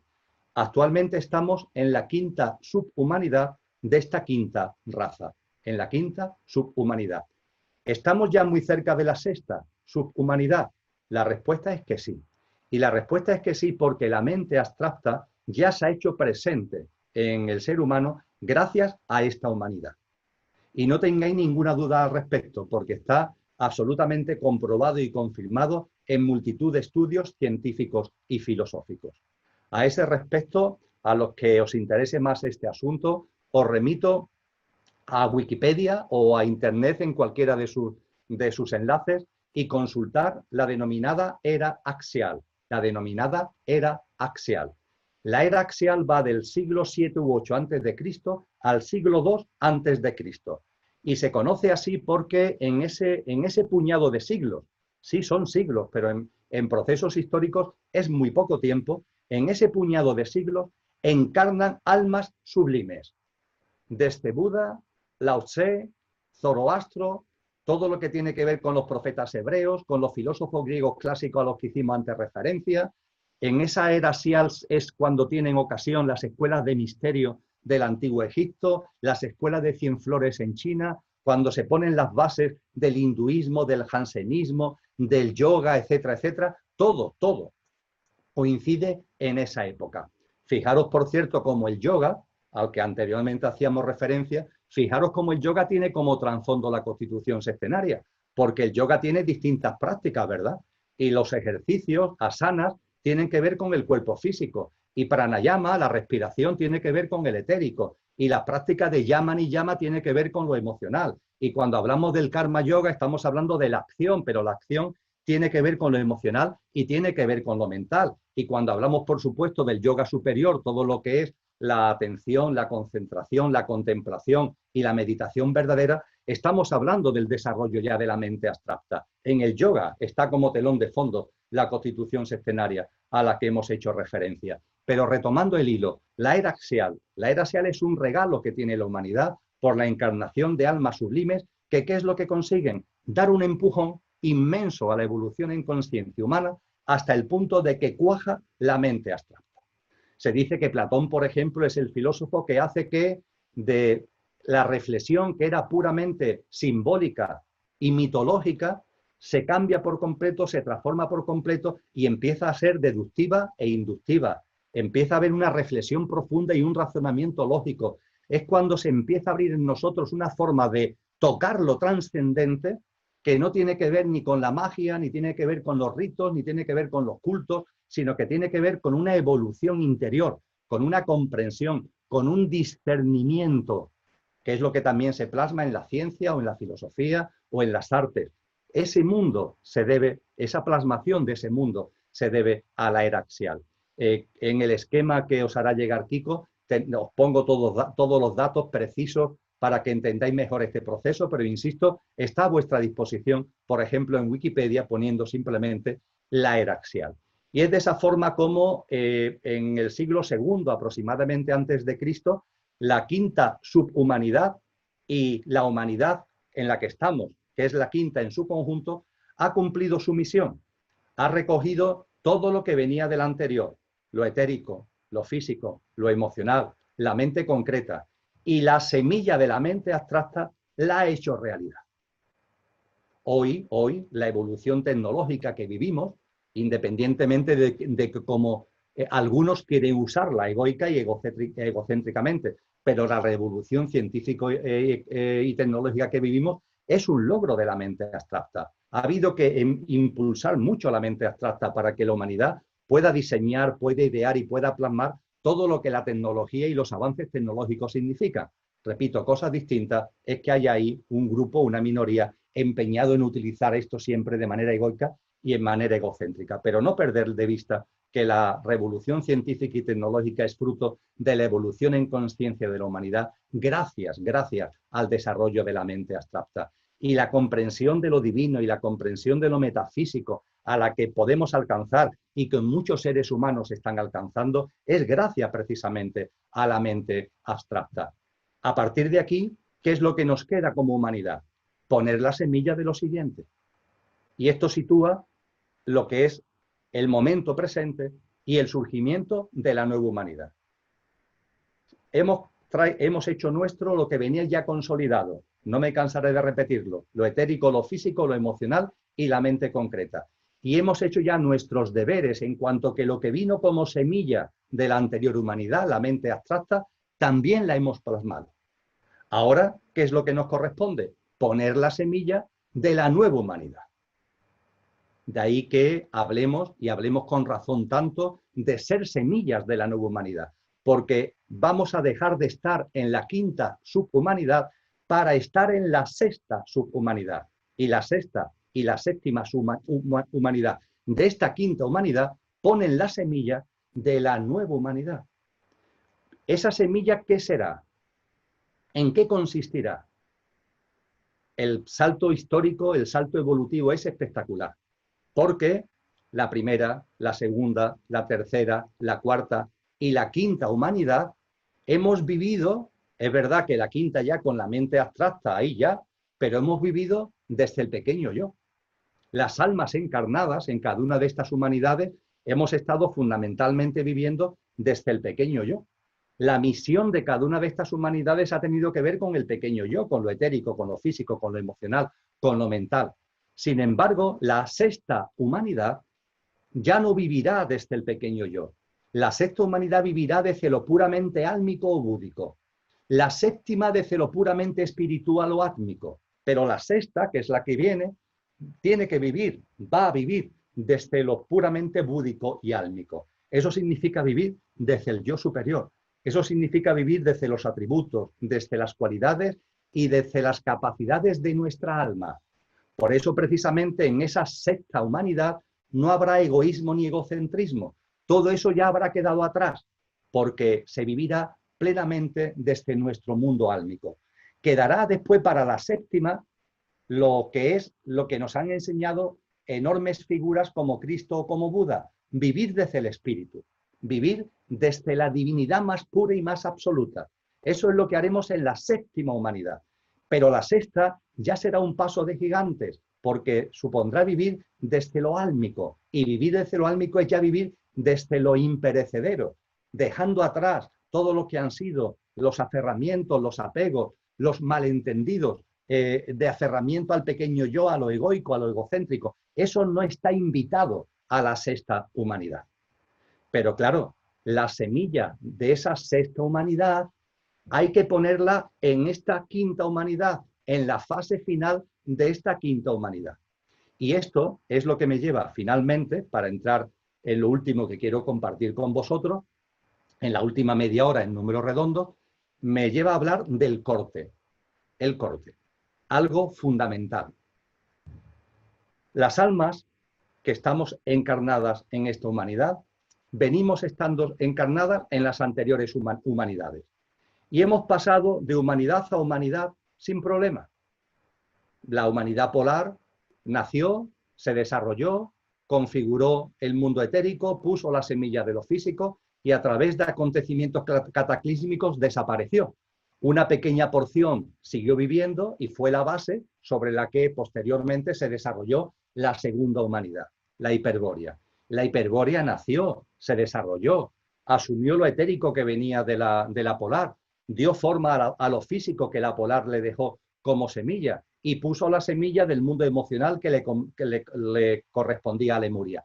Y a través de acontecimientos cataclísmicos que hacen que pasemos del Oligoceno al Mioceno, desaparece la inmensa mayoría de la segunda humanidad, quedan vivos unos cuantos restos que son la semilla para que, reproduciéndose, en ese caso todavía, os recuerdo, no había división de sexos en la Hiperbórea, y en el inicio de Lemuria, reproduciéndose, den lugar a nuevos seres humanos en las que, al reproducirse, puedan ir encarnando las almas que vienen de la segunda humanidad. Y llegamos a Lemuria. En Lemuria el cuerpo físico se consolida, la división sexual, se plasma lo emocional y se pone la semilla de lo concreta. Lemuria fundamentalmente tenía su eje en el Océano Pacífico. Es ya una humanidad que se esparce por la mayor parte del planeta, pero tenía su fuente fundamental, su centro fundamental en el Océano Pacífico. Es la desaparición, también es cataclísmica, sobreviven una pequeña parte de los lemures, que son la base, que reproduciéndose dan lugar posteriormente a la Atlántida y posibilitan que las almas que vienen de las anteriores humanidades se vayan encarnando. La Atlántida, como os comentaba, se ha desarrollado desde hace 5,5 millones de años y su proceso de desaparición ha sido lento. Cuando hablamos de acontecimientos cataclísmicos, cuando hablamos de sucesiones de humanidades, no imaginaros que son hechos que ocurren de la noche a la mañana, sino que cuando una humanidad tiene que dar ya paso a la otra, la Madre Tierra, en su proceso evolutivo, pone en marcha una serie de movimientos, nunca mejor dicho, que movimiento tras movimiento va conllevando la desaparición de una humanidad y va permitiendo la aparición de lo siguiente. La Atlántida empieza a desaparecer hace aproximadamente 750.000 años, debido a un cambio de los polos magnéticos. Hay un enorme cambio de los polos magnéticos, lo que provoca muy brusco, lo que provoca maremotos, lo que provoca erupciones volcánicas. Esto pone ya en solfa a la civilización atlante, que no obstante sigue sobreviviendo con de una forma distinta, por supuesto, a antes de este acontecimiento que acabo de comentar, y sigue sobreviviendo hasta que ya se hunde finalmente el último emporio, el último símbolo atlante, que es la isla que estaba precisamente en el Océano Atlántico, aproximadamente situándola entre lo que hoy es España y Irlanda y Gran Bretaña y lo que es Norteamérica. Ahí en medio estaba esa isla que es la última, el último eslabón atlante en desaparecer. Es un proceso, por tanto, de cientos de miles de años. Ahora mismo estamos en la quinta subhumanidad de la quinta raza. Como comentábamos, hemos consolidado la mente abstracta y ahora vamos a dar el paso para poner la semilla de una humanidad que va a vivir de celo álmico. Vuestra alma y la mía, hasta ahora, ha ido pasando de humanidad en humanidad. Todas las almas han ido pasando de humanidad a humanidad. Y por primera vez en la historia de las humanidades, ahora va a haber una selección. Ahora va a haber un corte. Pero no es una selección o un corte que nadie haga por nosotros. No, es cada uno de nosotros con nosotros mismos. Hemos hablado de la lámpara de aceite, la metáfora que utiliza Jesús en Mateo 25 con relación al alma. Hemos dicho que encarnación tras encarnación, encarnación tras encarnación, vamos sembrando, recogiendo cosechas, sembrando, recogiendo cosechas. La cosecha puede ser de piedras, si ha sido una vida egoica y egocéntrica, o puede ser una cosecha rica, si hemos ido cultivando lo mejor de nosotros mismos. Y de cada nueva cosecha rica podemos extraer aceite para echar un poquito más a la lámpara y volver otra vez a encarnar. Jesús en Mateo 25 nos habla de que va a llegar el banquete, de que va a llegar el banquete nupcial, y nos habla que hay 10 mujeres, 5 de ellas están llenando la lámpara para llegar al nivel mínimo requerido. No se nos pide para entrar en el banquete que tengamos la lámpara llena, pero sí que tengamos el nivel mínimo requerido para que ya en autoconsciencia no tengamos inclinación para vivir en lo egoico, sino que hayamos ya forjado la base para vivir desde lo álmico, para vivir desde lo que verdaderamente somos. No todavía desde el espíritu, pero sí desde luego desde las cualidades, capacidades y atributos del alma. Y hay 5 mujeres en esa parábola de Jesús que van llenando y la lámpara la están poniendo en condiciones para tener el nivel mínimo requerido para que cuando se abran las puertas del banquete puedan entrar en ese banquete. Cuando llegue el novio, entre comillas, ese acontecimiento cosmogónico que se llama el novio, puedan entrar en el banquete, puedan formar parte, en definitiva, de ese banquete que tiene que ver con la nueva humanidad. Y hay otras 5 mujeres que están distraídas, entretenidas, están a lo suyo y no llenan la lámpara de aceite. Una encarnación, otra encarnación, otra encarnación, y no llena la lámpara de aceite. Se le llama las insensatas o necias. Y estas insensatas o necias, a las que sí están llenando la lámpara de aceite, que son las prudentes, las sensatas, las insensatas les dicen a las sensatas, cuando llegue el novio nos daréis de vuestra lámpara, ¿verdad? Y las sensatas le dicen, ojalá pudiéramos daros de nuestra lámpara, pero no es posible. No podemos dar aceite de una lámpara a la otra. Sabemos perfectamente, ¿verdad?, que la consciencia, lo que vemos en consciencia, no podemos transmitirlo a los otros. Algunas personas que más quisieran que poder compartir esa consciencia con su pareja, con su hijo, con su madre, con sus seres queridos, ¿qué más quisieran? Pero sabemos que no es posible porque cada alma tiene su proceso evolutivo y las sensatas le dicen a las insensatas, es que no podemos daros de nuestro aceite. Finalmente llega el novio y cuando el novio llega se abren las puertas del banquete. Las que tienen el nivel mínimo requerido entran en el banquete, las otras no pueden entrar en el banquete, se quedan fuera. Es por esto precisamente por lo que Jesús de Nazaret, en el capítulo previo, no en el 25 de Mateo, sino en el capítulo 24 de Mateo, hablándonos de ese momento de transición hacia la nueva humanidad, nos dice que 2 mujeres estarán en el molino y una seguirá estando y otra dejará de estar, y que 2 hombres estarán en el campo y que uno seguirá estando y otro dejará de estar. Es por esto por lo que Jesús de Nazaret dice literalmente, no he venido a traer la paz, he venido a traer la espada. Es una apreciación durísima, ¿verdad?, para un ser tan absolutamente eminente y compasivo como Cristo Jesús. No he venido a traer la paz, he venido a traer la espada. He venido a separar al hijo de su padre, a la nuera de su suegra. Siempre habla en clave de generaciones, porque lo que hace referencia es precisamente, insisto y resumo, que las almas que hemos venido encarnando una tras otra, una tras otra, una tras otra, humanidad tras humanidad, y no ha habido problemas, entre comillas, no ha habido una evaluación del nivel de aceite de nuestra respectiva alma. Ahora, sin embargo, esto ya no va a ser así.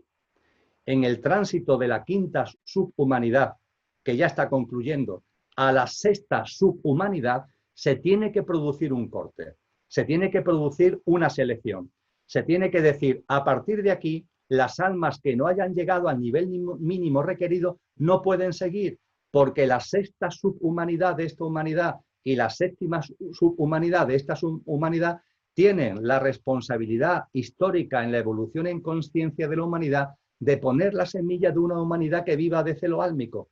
Y es imposible poner la semilla de una humanidad que viva de celo álmico en un contexto tan egoico y tan egocéntrico como el que seguimos teniendo, porque la mente abstracta se ha desarrollado, pero todo lo que es el entramado egoico y egocéntrico está todavía muy presente. Podríamos decir que es necesario generar un nuevo traje, que el traje de la humanidad que hemos tenido hasta ahora no nos vale. Es por eso por lo que también yo digo que la casa en la que hemos vivido ya ha dado de sí todo lo que tenía que dar. Ahora ha llegado el momento de dar un salto absolutamente histórico en términos de conciencia. Y se producirá un corte, se producirá un corte. Dice Jesús de Nazaret en el Evangelio de Mateo, capítulo 25, que nadie sabe ni el día ni la hora, que nadie sabe ni el día ni la hora. Tener esto muy presente. No nos dejemos atrapar por fechas, no nos dejemos atrapar por números. Él nos dice, como nos han dicho también maestros y sabios, lo importante es estar atentos a las señales, estar atentos a las señales. Nos pone un ejemplo Jesús muy gráfico. ¿Cuándo llega el verano? Podemos decir, bueno, pues el verano, el solsticio de verano, 20, 21, 22 de junio. El verano tiene que ver con el solsticio de verano. Bueno, pero ya sabemos que eso no es así. Por ejemplo, donde yo vivo en Sevilla nos reiríamos de esto, porque el verano muchas veces llega en el mes de mayo. En cualquier caso, todos sabemos que la llegada de una estación, y en este caso, en el ejemplo de Jesús, la llegada del verano, no tiene que ver con una fecha. A veces llega antes, a veces se retrasa más. Por eso, Cristo Jesús nos dice, estar atento a las señales. Y abunda más en el ejemplo, porque nos dice, habida cuenta de la ubicación geográfica en la que realiza esta parábola, dice, estar atento a la higuera. Cuando la higuera eche hojas, es que el verano va a llegar.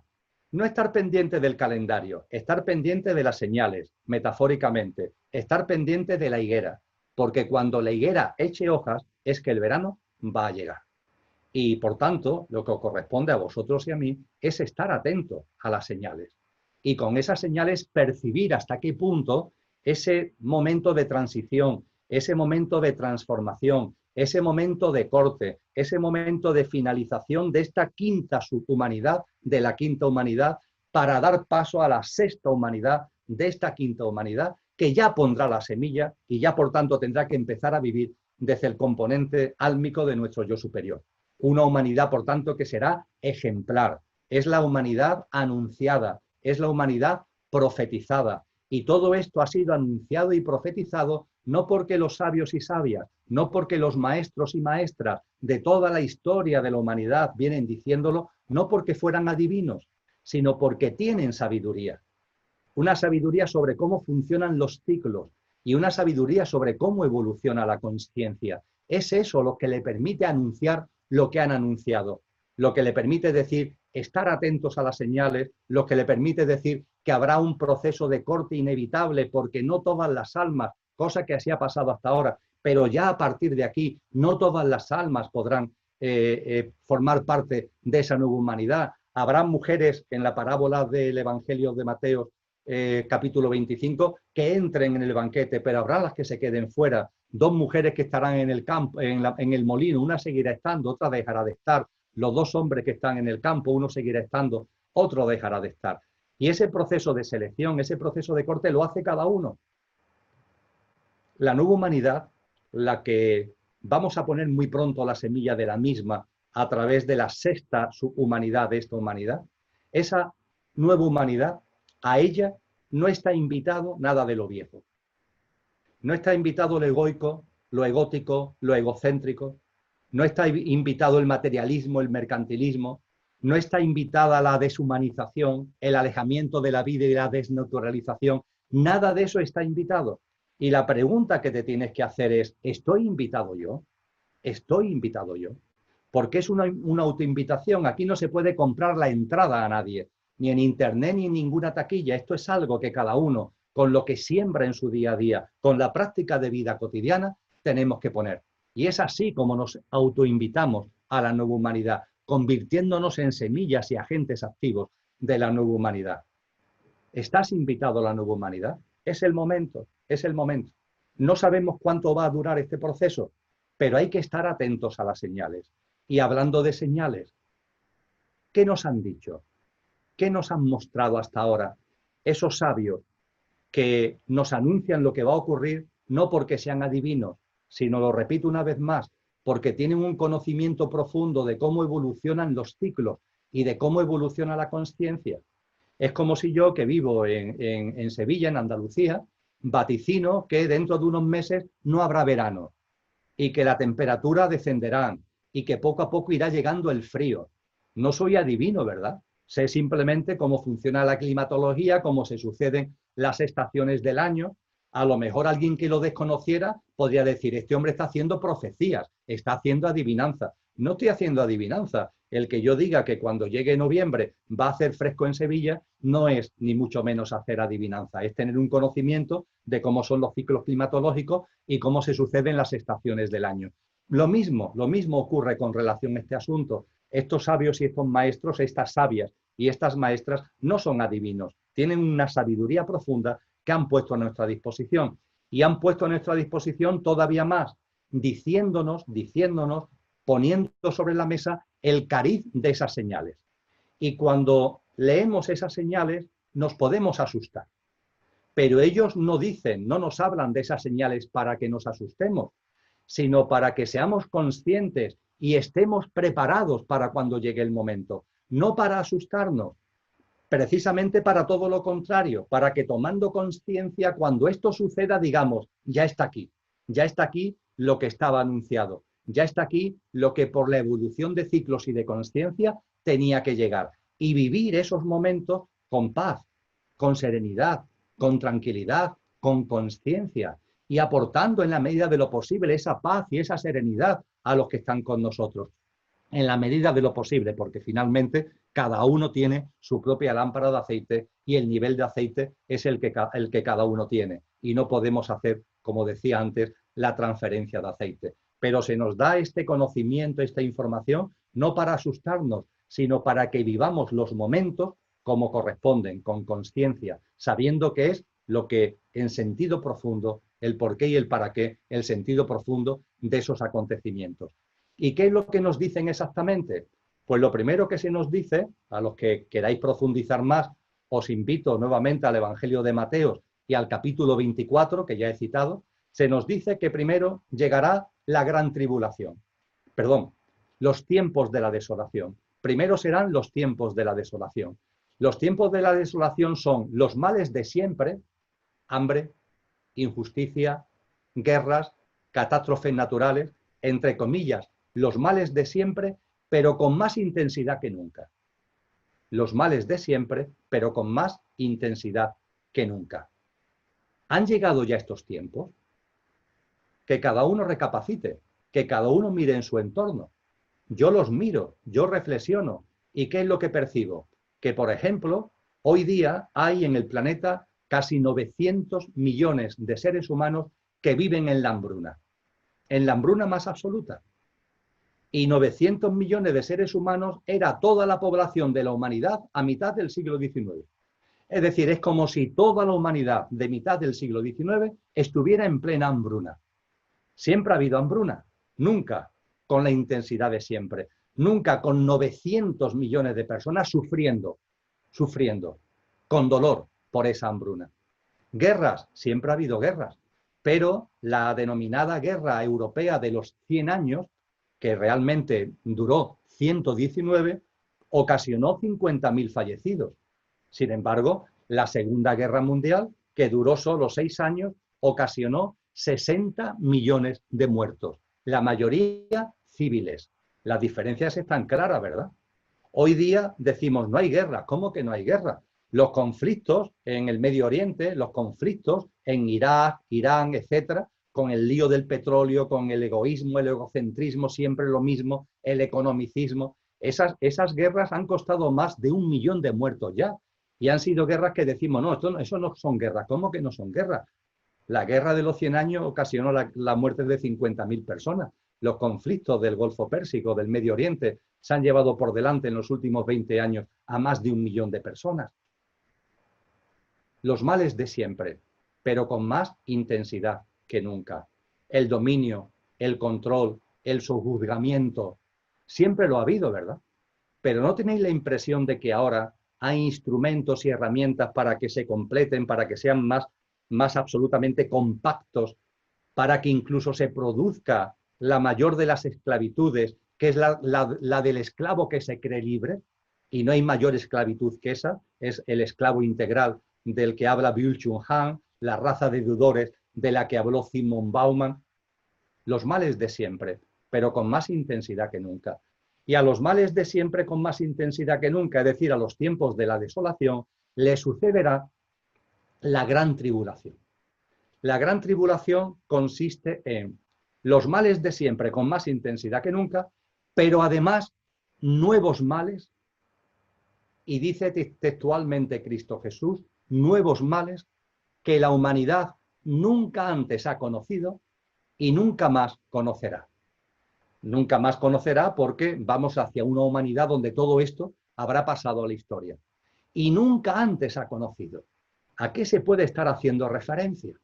Claro, hace 2000 años, cuando esto se anuncia, se podía mirar a izquierda y a derecha, ¿y dónde están las referencias? Males que nunca antes ha conocido en la humanidad, que nunca antes y ahora sí. Sin embargo, en estos momentos, yo os invito a que miréis a vuestro alrededor. ¿Se está refiriendo, por ejemplo, al uso de las tecnologías para el dominio y el control? ¿Se está refiriendo a la famosa Big Data, es decir, al almacenamiento y tratamiento masivo de la información para que a través de ese tratamiento de la información puedan estar influyendo en nuestro mundo emocional, en nuestro mundo mental, etcétera? ¿Se puede estar haciendo referencia a la tecnología 5G como gran telaraña electromagnética que no solamente va a envolver a la humanidad, sino que va a envolver desde 20.000 satélites con multitud de puntos de antena sobre la Tierra, va a envolver como una red electromagnética, como una tela de araña a toda la madre Tierra? El medio ambiente. El medio ambiente tiene que ver con los tiempos de la desolación, los males de siempre, pero con más intensidad que nunca. Obviamente la humanidad siempre ha afectado al medio ambiente, a las otras formas de vida, pero nunca con la intensidad actual. Hoy día la tasa de desaparición de especies, siempre han desaparecido especies, pero hoy día la tasa de desaparición de especies es 10.000 veces superior a la natural. En los últimos 40 años han desaparecido el 40% de los animales salvajes que habitaban en el planeta. Y a esos males de siempre, pero con más intensidad que nunca, también en el medio ambiente estamos viviendo cosas que son nuevas. Se habla mucho del cambio climático, no sabemos de entender lo que es, pero percibimos que desde el punto de vista también del medio ambiente están ocurriendo cosas que nunca antes han ocurrido. Y esa gran tribulación con males que nunca antes han sucedido y nunca más sucederán, tiene que ver también con la manipulación genética, tiene que ver con todo ese mundo de una ciencia que en lugar de ponerse al servicio de una humanidad ejemplar, se pone al servicio del egoísmo y del egocentrismo. Tiene que ver con la manipulación artificial de bacterias, con la manipulación artificial de virus genéticamente. Tiene que ver con eso, acontecimientos como los que estamos viviendo. ¿Es esta la gran tribulación que nos anunciaron los maestros? Reflexionadlo vosotros mismos, reflexionadlo vosotras mismas. Mi convencimiento es que las señales empiezan a estar aquí, empiezan a estar aquí. Con esto no quiero decir que estemos en el momento de corte dentro de muy poco. No seré yo, desde luego, el que hable de fechas y de días, de fechas y de horas, pero sí os transmito de que observéis la realidad en la que estamos, que percibamos que esta humanidad ha aportado lo que le correspondía en el proceso evolutivo. Es un proceso precioso, yo diría que matemáticamente desarrollado, lo etérico, lo físico, lo emocional, la mente concreta, la mente abstracta a lo largo de la humanidad polar, la hiperbórea, la lemuriana, la atlántida y esta. Y estamos en ese momento francamente maravilloso de decir, ahora, ha llegado el momento ya de vivir de una forma que nos ligue con lo que realmente somos, no con lo que somos en la apariencia, y que viviendo de esa forma nueva seamos la semilla de esa nueva humanidad. Eso sí, conlleva un corte. Y ese corte yo sé que muchos de vosotros, también me pasa a mí, en el corazón nos duele. Y nos preguntamos, bueno, y a las almas encarnadas que en su momento, cuando el corte se produzca, no estén en condiciones, no tengan el nivel mínimo requerido, a las mujeres de la parábola que no entran en el banquete, ¿qué es lo que sucede con ellas? Mirad, la vida es amor, la vida es misericordia, la vida es compasión. Habrá nuevas oleadas de vida, habrá nuevas oleadas de vida. Estoy convencido que habrá nuevas oportunidades. La vida fluye con fuerza, con enorme potencia. Habrá nuevas oleadas de vida. Ahora bien, lo que yo comparto con vosotros y con vosotras es que, siendo maravilloso que se nos abra el corazón en compasión por aquellas almas encarnadas que no entren a formar parte de la sexta subhumanidad de esta humanidad para ser semilla de la nueva humanidad, más que estar atentos a los que no pasen, vamos a centrarnos en pasar nosotros, porque es lo que a nuestra alma corresponde en su proceso evolutivo, y es lo que le corresponde a la humanidad en su proceso evolutivo, y es lo que le corresponde a la humanidad en el contexto del proceso evolutivo de la Madre Tierra.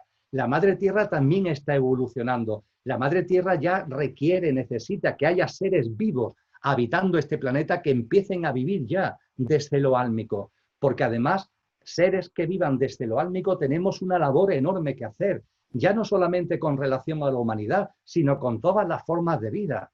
Porque tener en cuenta que en vosotros y en mí hay un alma individualizada, pero en el reino animal, en el reino vegetal, en el reino mineral, las almas son grupales. Es decir, el alma, como ese árbol que decía que echa ramas, que echa ramitas, que echa racimos de hoja y que echa hojas, en nosotros están las hojas, pero hay otras formas de vida que tienen un mundo mental menos desarrollado. El emocional, en el caso animal, está tan desarrollado como el nuestro, pero el mundo mental está menos desarrollado en los otros reinos y ahí todavía no hay almas individualizadas. Hay almas grupales, es decir, almas que encarnan a la vez en distintas formas de vida, animal, vegetal o mineral. Y esas almas grupales están en evolución para que en algún momento se individualicen. Igual que le pasó a la tuya, entre comillas, igual que le pasó a la mía, entre comillas. Nuestras almas eran grupales antes de ser individuales. Nuestras almas, antes de individualizarse, fueron grupales.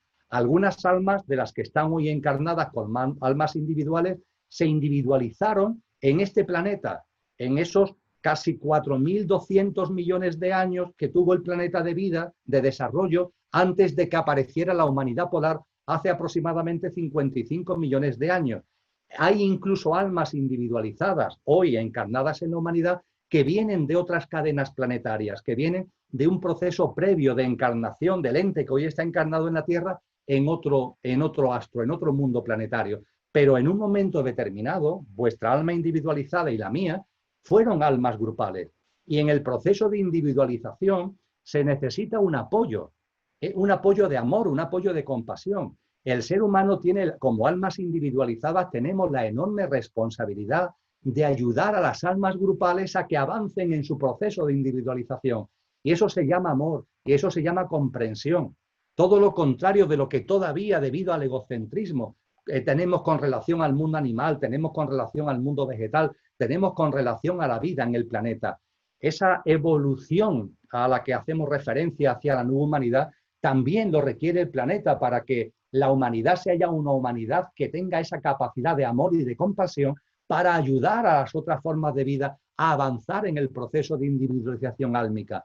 Estamos hablando de cosas de una enorme envergadura, que van mucho más allá de cualquier visión obtusa del sota, caballo y rey de lo material. Estamos hablando de cosas de enorme potencia. Y lo que como responsabilidad álmica, como responsabilidad de conciencia tenemos delante, es algo muy serio.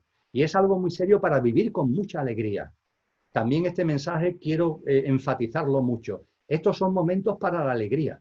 Diréis, pues vaya alegría, con los tiempos de la desolación, con la gran tribulación, con la que nos quedan. Mirad, cada nueva oleada de tribulación, lo que a mí me gusta llamar distopía, cada nueva oleada distópica es un acicate para que más almas den el paso, para que más almas se pongan manos a la obra de sembrar y de ir teniendo ese nivel de aceite requerido para formar parte de la nueva humanidad. Cada nuevo hecho distópico, la crisis financiera y bancaria del 2008-2009 para adelante, la situación que estamos viviendo actualmente con la crisis que tenemos delante, lo que serán los acontecimientos secuelas de lo de ahora que viviremos a lo largo de los próximos meses y de los próximos años. Todo eso son olas distópicas que permitirán que cada vez más almas vayan saltando, vayan tomando conciencia, porque como ya comentamos en los encuentros mensuales pasados, la evolución en conciencia, la personal y la colectiva, es como un tren que avanza sobre dos raíles, el de la utopía y el de la distopía. La utopía en la humanidad actual está presente. Muchísima gente que en su día a día multiplican los actos de amor, de compasión, de empatía, de comprensión, de ternura, de tolerancia, de encuentro con la vida en toda su amplitud. Eso está lleno en la humanidad, aunque no salga en los telediarios. Y en paralelo está el carril distópico, que ese sí sale mucho en los telediarios, el carril distópico. Y el carril distópico, aunque origina dolor y sufrimiento, y eso no, por tanto, no justifica a los que están originándose estas distopías y a los que están originando este dolor y este sufrimiento, no lo justifica, pero en conciencia sabemos que también aporta, porque esos calentones distópicos son una oportunidad, es una nueva ola para que cada vez más almas, insisto, se den cuenta, tomen conciencia y se pongan en condiciones para pasar a esa sexta subhumanidad de esta humanidad, que será ya una humanidad que ponga la semilla de la nueva humanidad, que viva ya desde la dimensión álmica y desde la dimensión de nuestro yo superior. Todo esto, amigos y amigas, comprendo que es una información que la mayoría de las personas no ha accedido todavía a ella. Sí quiero compartir, como decía al principio, que no es algo que comparta yo, es algo que he estudiado, es algo que he profundizado, es algo que he conocido de sabios y de sabias, de maestros y de maestras. Ciertamente, como os corresponde también a vosotros, hay que pasarlo por el filtro de cada uno. Aquí no nos tenemos que creer nada de lo que nadie nos diga. Tenemos que pasarlo por nuestra resonancia, tenemos que pasarlo por nuestro discernimiento, tenemos que pasarlo por nuestra introspección. Yo he intentado pasarlo y de ahí que haya compartido con vosotros lo que he compartido en estas 2 horas. Y lo que os invito es a que reflexionéis sobre lo que he compartido. Por supuesto, la conclusión final puede ser que lo tiréis a la papelera de reciclaje, o no, no lo sé, pero sí os pido que reflexionéis, que recibáis el esquema que Kiko os vas a hacer llegar y que reflexionéis con ese esquema y con lo que hemos compartido y que aprovechemos el encuentro del próximo 16 de julio con vuestras preguntas, con vuestras aportaciones, para que las muchas lagunas que han quedado aquí, las muchas cuestiones por tratar en profundidad que han quedado aquí sobre el esquema que he planteado, tengamos ocasión de analizarlas con sosiego y analizarlos con detenimiento. Termino diciendo que en el mes de agosto tendremos el encuentro del próximo 16 de julio como segunda parte de este encuentro. En agosto no tendremos encuentros mensuales. En donde vivo, en Andalucía, en España, que es un periodo de vacacional, es un periodo de altas temperaturas. También personalmente necesito tener unas cuantas semanas de silencio, de tranquilidad, de introspección, para seguir creciendo, para seguir estudiando, para seguir aprendiendo. Y ya en septiembre nos volveremos a ver. No será el primer jueves de septiembre, sino que será el segundo jueves de septiembre, cuando realicemos el siguiente encuentro mensual, que tal como me lo habéis pedido mucho, porque en muchas de vuestras preguntas, en muchas de vuestras cuestiones me lo habéis pedido, será un encuentro que tenga como título La práctica de la auténtica meditación. 2 puntos. Aquí y ahora, silencio, atención, concentración, contemplación y éxtasis o samadhi. A ello dedicaremos el encuentro mensual y su correspondiente encuentro de preguntas del mes de septiembre, el día 10 y el día 17 de septiembre. Pero ahora os invito y concluyo a que recibáis el esquema que os va a enviar Kiko, reflexionad sobre lo que he tenido el placer de compartir y os agradezco muchísimo a Kiko y a todos vosotros vuestra presencia y vuestra energía que ha hecho que todo esto fluya y el próximo día 16 de julio, con vuestras preguntas, con vuestras observaciones, con vuestras aportaciones, seguiremos profundizando para reconocer mejor este momento maravilloso que estamos viviendo. Un momento tumultuoso, un momento convulso, un movimiento donde la utopía y la distopía están ahí, las dos juntas, y todo ello impulsando, y esa alegría interna e interior debemos tenerla, está impulsando el surgimiento de una nueva humanidad. Que la serenidad y la conciencia estén plenamente en vuestras vidas. Nos vemos el próximo 16 de julio. Un abrazo muy fuerte para todos y para todas. Adiós, Emilio. Hasta la próxima. Un abrazo.